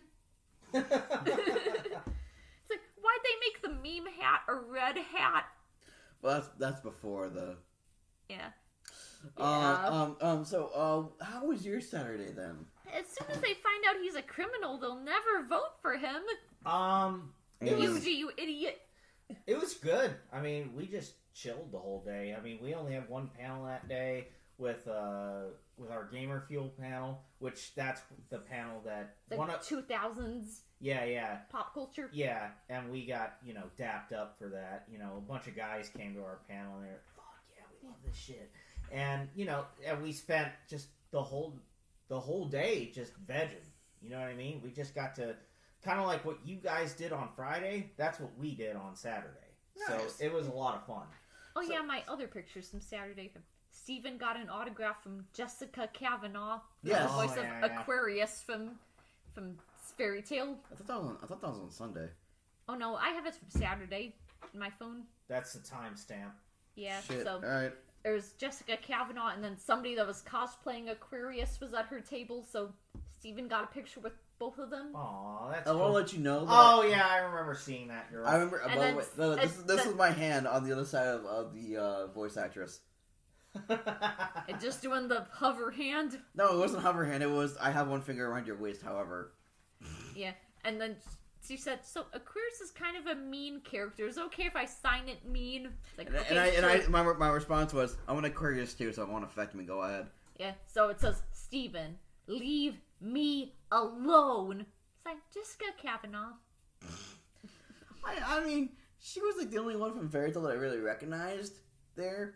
Like Hannah got Hannah got a signature from John. Because I brought a bunch of my Blu-rays, the different because voice we were actors we were promised free signatures, and but I still spent $80 on 2. Yeah, we got. So I got John Swayze for $40 signing my "Keep Your Hands Off Azakin" DVD because he plays that one club advisor in it, and then Allison Lee Rosenfield, who voices the main girl from Promare. So yeah, we were promised free autographs, but I didn't see any free autographs there. As a common Ryan Koff thing, we got fucking swindled. All right. So yeah, I also have. So tell me about your Sunday. I'm still talking about my merch haul from Saturday. Oh, okay. So there was also another booth that was buy 2 get 1 free prints. Yes. So Steven bought an Akira Toriyama tribute. I thought I could have sworn that was Sunday. No, it was Saturday. Was it? Yep. At least according to my phone timestamps. Let me see it. Let's see. Are you sure? We have Steven looking at the timestamp here.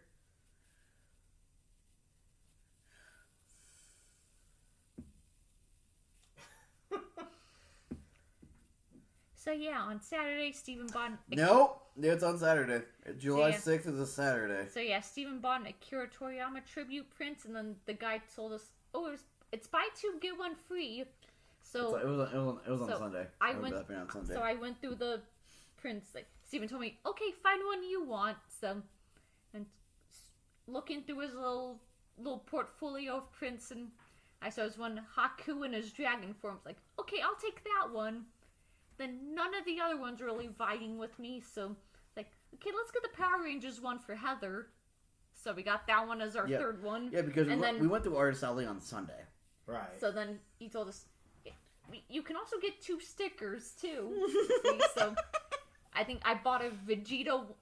So Steven told me to get 2 stickers from his little sticker rack. So I got a Vegeta one for him. Oh. Then the one I got for me was Hank Hill, that was like very buff, saying propane. Yeah, that's the one I got for me, which I still haven't put that one on my base yet because I forgot to open up that bag of stickers. Oh god, that was funny. Alright, so here our Sunday was as such. Oh yeah. 10 a.m. Oh wait, my other. Keep going. Oh, my other Saturday merch haul. I got a tiny Kinako plushie. Aww. That was Sunday. Oh no, still Saturday. And I got Tsukasa from Heaven Burns Red, Nesso. Cute! And then got little keychains. There's one booth that had a bunch of discount keychains, so I got one that was the Kingdom Hearts main trio. There's Sora, Riku, Kairi. The Destiny trio, yes. Yeah, it was then one that was the Aqua first years. So Hanamaru, Ruby, Yoshiko. I mean, you know me. The thing that I was most excited for you getting was that little Kinako. Because I just absolutely love Kinako. She was only $10 for one booth. Little Kinako. And we found 2 of her and then one of Natsume. And then one Artist Alley booth that had a bunch of Persona keychains. And one was a big plushy Jack Frost. She called it the Emotional Support Hee-Ho. So I bought that one. Hee-Ho. Which I bought that one right before I went to the Persona meetup. The ill-fated Persona meetup. Yeah. Hey, I mean, you had more fun at that one Persona meetup that was at... Anime Magic Inked. Yeah, at Inked. Except you were the only one that went as... anything other than Persona 3. Yeah. Oh, yeah. And then the one last thing we got from the Artist Alley on Saturday was me and Steven got matching stickers. There's one booth that had a bunch of, like, couples stickers. There was one that Steven got that said, I need a girl to destroy me. And then the one I kept was, I need to impregnate that man. Right, yeah, I saw that in the group chat. Yeah. That was also Sunday, because remember, we did our Artist Alley buys on Sunday. No, we went to a few halls. And I mean, yeah, we did a few, but those were bought on okay, Sunday. Can I hear about your Sunday panels? Yes, yes. Here we go. Now we're finally to Sunday. Yeah. We're finally Sunday, even though Hannah showed our Sunday merch. Nope. According to my phone timestamp set is Saturday. Can we do your Sunday panels, please? Yes. Thank you. So Not on 10 according Boy, to if my you don't- timestamps. Your time sets wrong. Sunday at 10 a.m. was it? Was it 10 a.m. or was it 11 a.m.? Hannah. I think it was 10 a.m. 10 a.m. was the Because it was at the same time as Heather's. correct. It was the Lost Media panel. Oh, good. Yeah, tell me how that went. That one actually went pretty good. We had the guy who just People that went to our panels on Saturday that said, "Holy shit! I had no idea you were this panel too." yes. I also ate a pizza at that panel. Oh, that's where you ate that slice of pizza. All right, It was pretty gotcha. funny. So we showed the Lost Media panel. We had the guy who dressed up as Moist Critical adjust our projector for us, which was nice. And then I put the microphone in front of the next to the projector, which is where the speaker was at, so that way people could hear. Okay. The the Blink 182, SpongeBob, whatever the fuck it was. SpongeBob. Yeah. Patrick. Yeah. So that way everyone in the back could hear it, not just people in the front could hear it. So we got that taken care of. Did all that. The Lost Media panel people were nice. Again, before we recorded this, we had someone actually email us about their Lost Media find. In an email to us, our off the balcony email, which was awesome, by the way. Which means that Link Tree was a fucking hit, and I need to talk to Wade about getting that changed to the Link Tree. I think that Lost Media panel went pretty well, went pretty good. Hannah, do you have anything about the Lost Media panel? I feel like I probably should add some more to it because I know since it's the middle of the year, a lot of my Lost Media YouTubers are going through all the new stuff that's been discovered in 2025. Yeah. I probably should update it, but I think it was a hit. It was a hit at Anime Midwest. The thing is, I feel like that I'm kind of... I know Lost Media is a thing that probably needs to be constantly updated more than I actually do update it because stuff just keeps getting discovered like every day. Here's the thing. I'm kind of poisoned to a Lost Media panel, and the reason why is Hannah gets it like with finding like old like Burger King commercials. Meanwhile, I'm like, my Lost Media is like actual old films. Like, well, not just old films, but like these are the lost sermons of the founder of like Mormonism or something. I know. Just recently they discovered the Me and My Friends pilot, which is old pilot for Backyardigans, which apparently that had a whole bunch of drama with it, where apparently somebody in the Backyardigans fandom wiki actually had a copy of it, but they were just throwing the actual Lost Media wiki on like red herrings. But apparently somebody in the Backyardigans wiki actually had a copy of it, but they purposefully didn't want it to be found. So they were throwing the Lost Media wiki just red herrings. Why? I don't know. That's Even the so- Lost Media okay. wiki people are like, why the fuck are you That's- not letting us have this? That's so bizarre. Did they But then- eventually get it? Yeah, I think it was actually Okay. while we were at Planet FunCon, apparently somebody actually found it. Okay. And just... Okay. Yeah, so it's That's- into the world now, but apparently the Backyardigans wiki just wasn't having it. Drama in the Okay. Backyardigans fandom. Which Backyardigans actually was my childhood show. No, So yeah. now imagine if you had all that power. Would you not fuck with people though? I guess there is kind of that. I mean, for historical context. Well, okay, if you're like a teenager or something, yeah, I kind of get that. Wait, I'm not like, a teenager anymore. I'd still fuck with people. Well, I mean, there is that. No, there's that It's- dopamine rush of like. You versus people trying to archive a show for preschoolers Mm-hmm. that I admittedly watched till I was in like 5th grade Well, because it was such a banger. It was. Well, I mean, well, shit. People love Bluey now. Yeah. But here's. Yeah, there are adults that are unironic Bluey fandoms. Well, I mean, Bluey's so cute. I mean, Yeah. who can blame? I think the only episode people actually get mad at Bluey about is the movie theater episode, which apparently it's just Bluey like causing a ruckus in a theater, which apparently parents are like, if I go to a movie theater, I'm going to tell my kid, do not act like Louis does. Gotta have an example. Yeah. You do have, yeah. You do Sure. need. I do need to go to the bathroom. I'll be right back. You do need negative examples. So, But, Lost Media went good. Yes, I would say Lost Media was a hit. Okay. And then we, my Love Life panel. yeah, we had the Love Life panel, which I do want to apologize. I do want to apologize again to everyone at Midwest. We were battling weather, because we were getting a delivery of a twin bed set and a couch, and my dad was the one delivering it, and he wanted to beat the rainstorms that were going to happen at 6 o'clock, between 5:30 and 6 o'clock, which I get. However, the rain wasn't supposed to come until about 8 o'clock. And so I feel like we rushed that panel for no good reason with all the information that we have now. But for all the information we had at the time, I felt like, yeah, I know, we didn't say most of our good jokes. We didn't play most of the videos. I mean, the panel version that I had didn't have the pre-snow halation video, which I think is a very good Love Life piece of media to have to start off with, because it's like, it is Muse before they release snow halation, which is rare to see. So I think that was also good to have in the panel. But my version didn't have that, so I think that's a miscommunication between the version that Wade has natively on his thing versus my native version. But if I were to say native versions to compare, I think my Anime When My Parents Walk In native version is better than the one that Wade has. Yeah, that's just me. Oh, because we actually put a designed theme onto our Anime My Parents Walk In version. Yeah.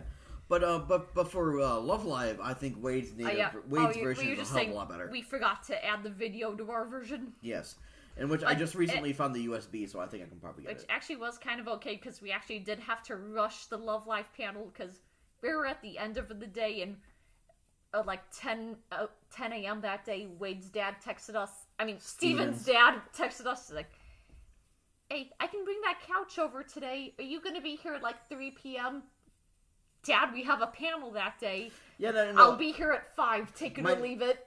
My dad, for all the love that I have for him, if it's not within his immediate vision, he acts like it's non-existent.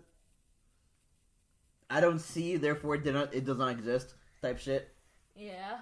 I have no comment. I mean, you worked with us with the hay. Come on now. You've been I think at this point you were an accepted family friend. Let's be honest. I know. That's why I have no comment. That's all right. I told my dad things happen 30 minutes before anything else happens, you know.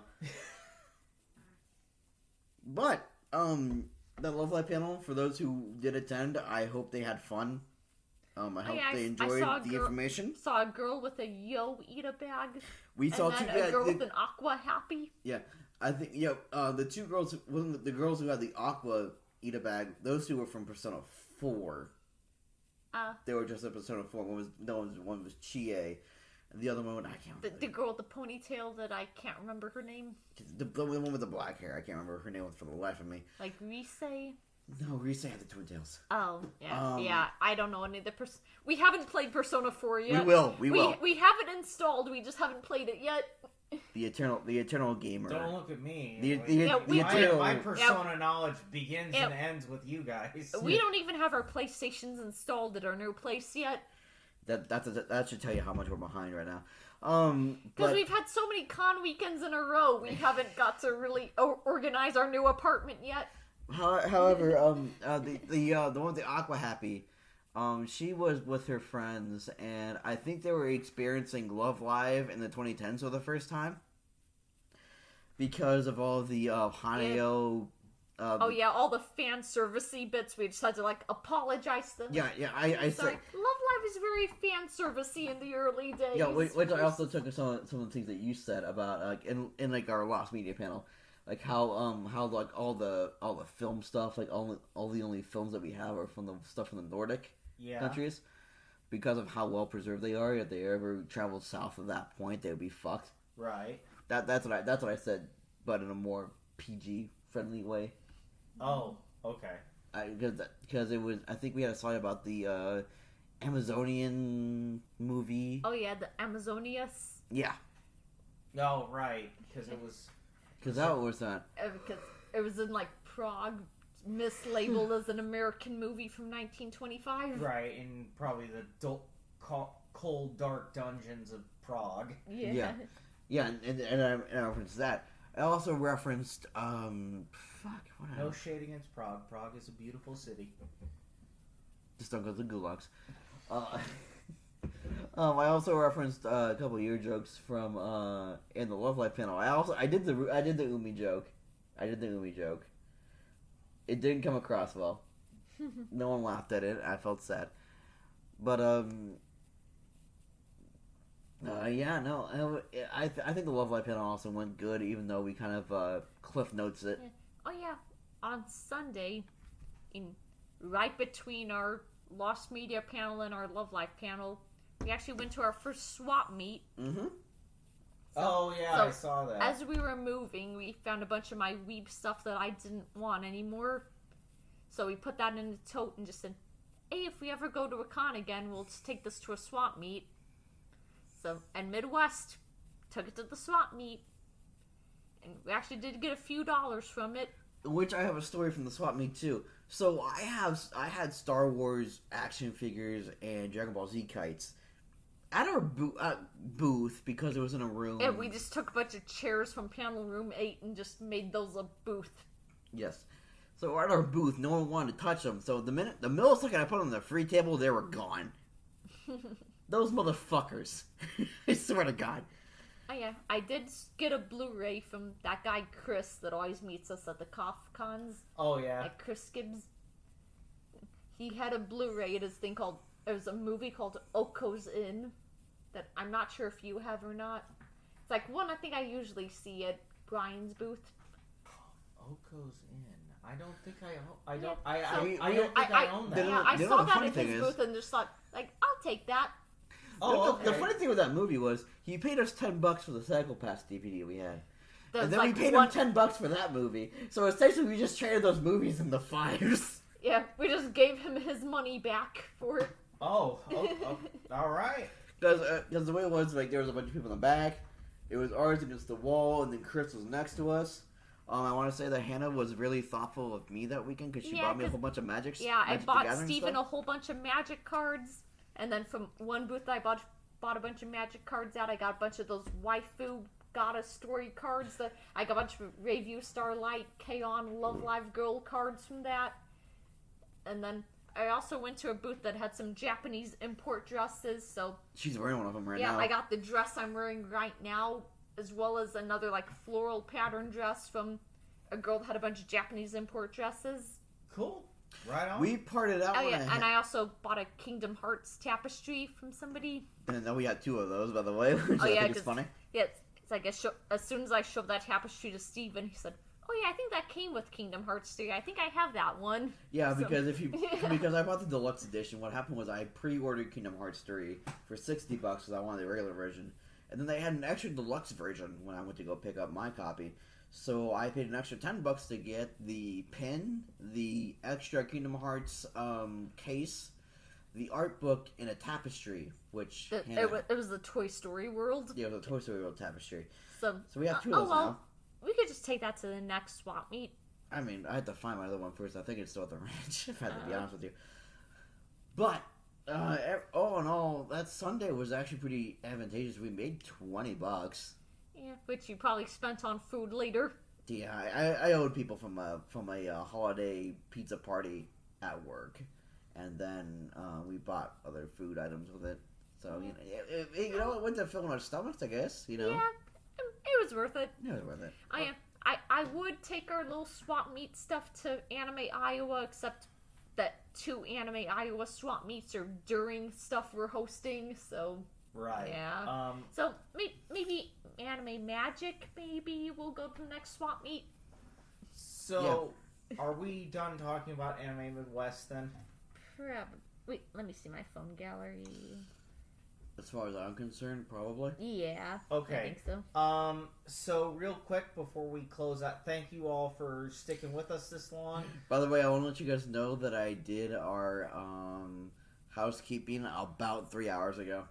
Right. Man. So we will see you all. If you want to catch us and all of our crazy antics, you can come to. Hold, let me. No. We missed something, didn't we? What? What did we miss? Bottom of the barrel.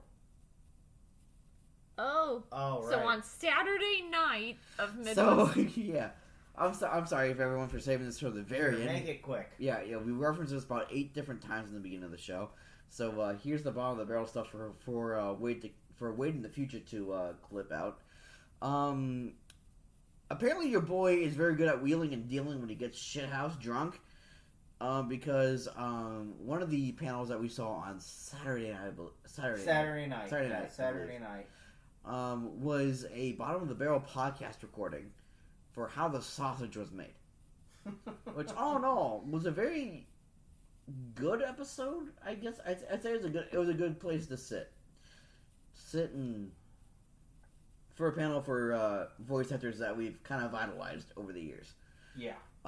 So at the very end of the panel, I had to go take a Waz, so I took a Waz, and Hannah was drunk as fuck next to her bag, and she was just chilling, and she got a signed bottom of the barrel sticker, which is an at-home at Kankakee right now for us, not for Wade, but for us.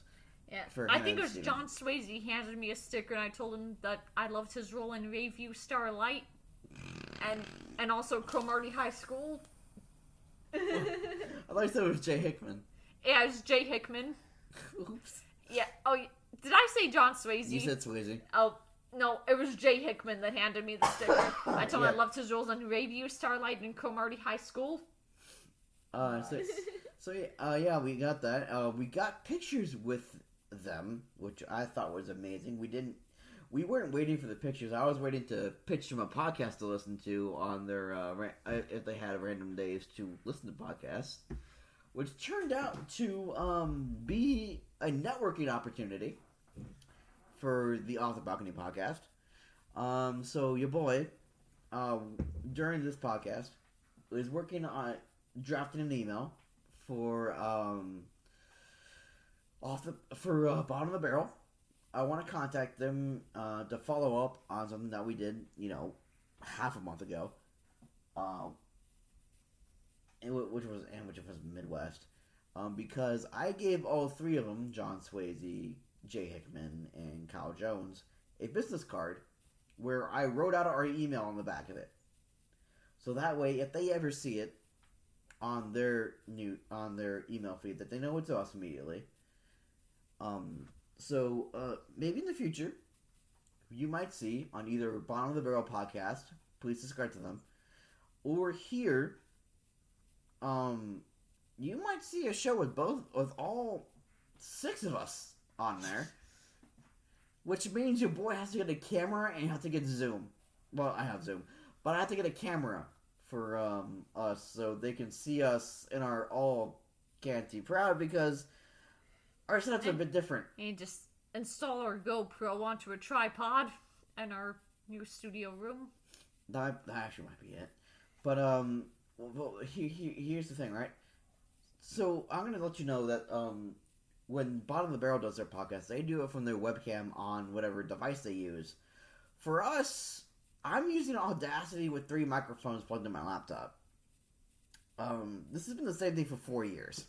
Mm-hmm.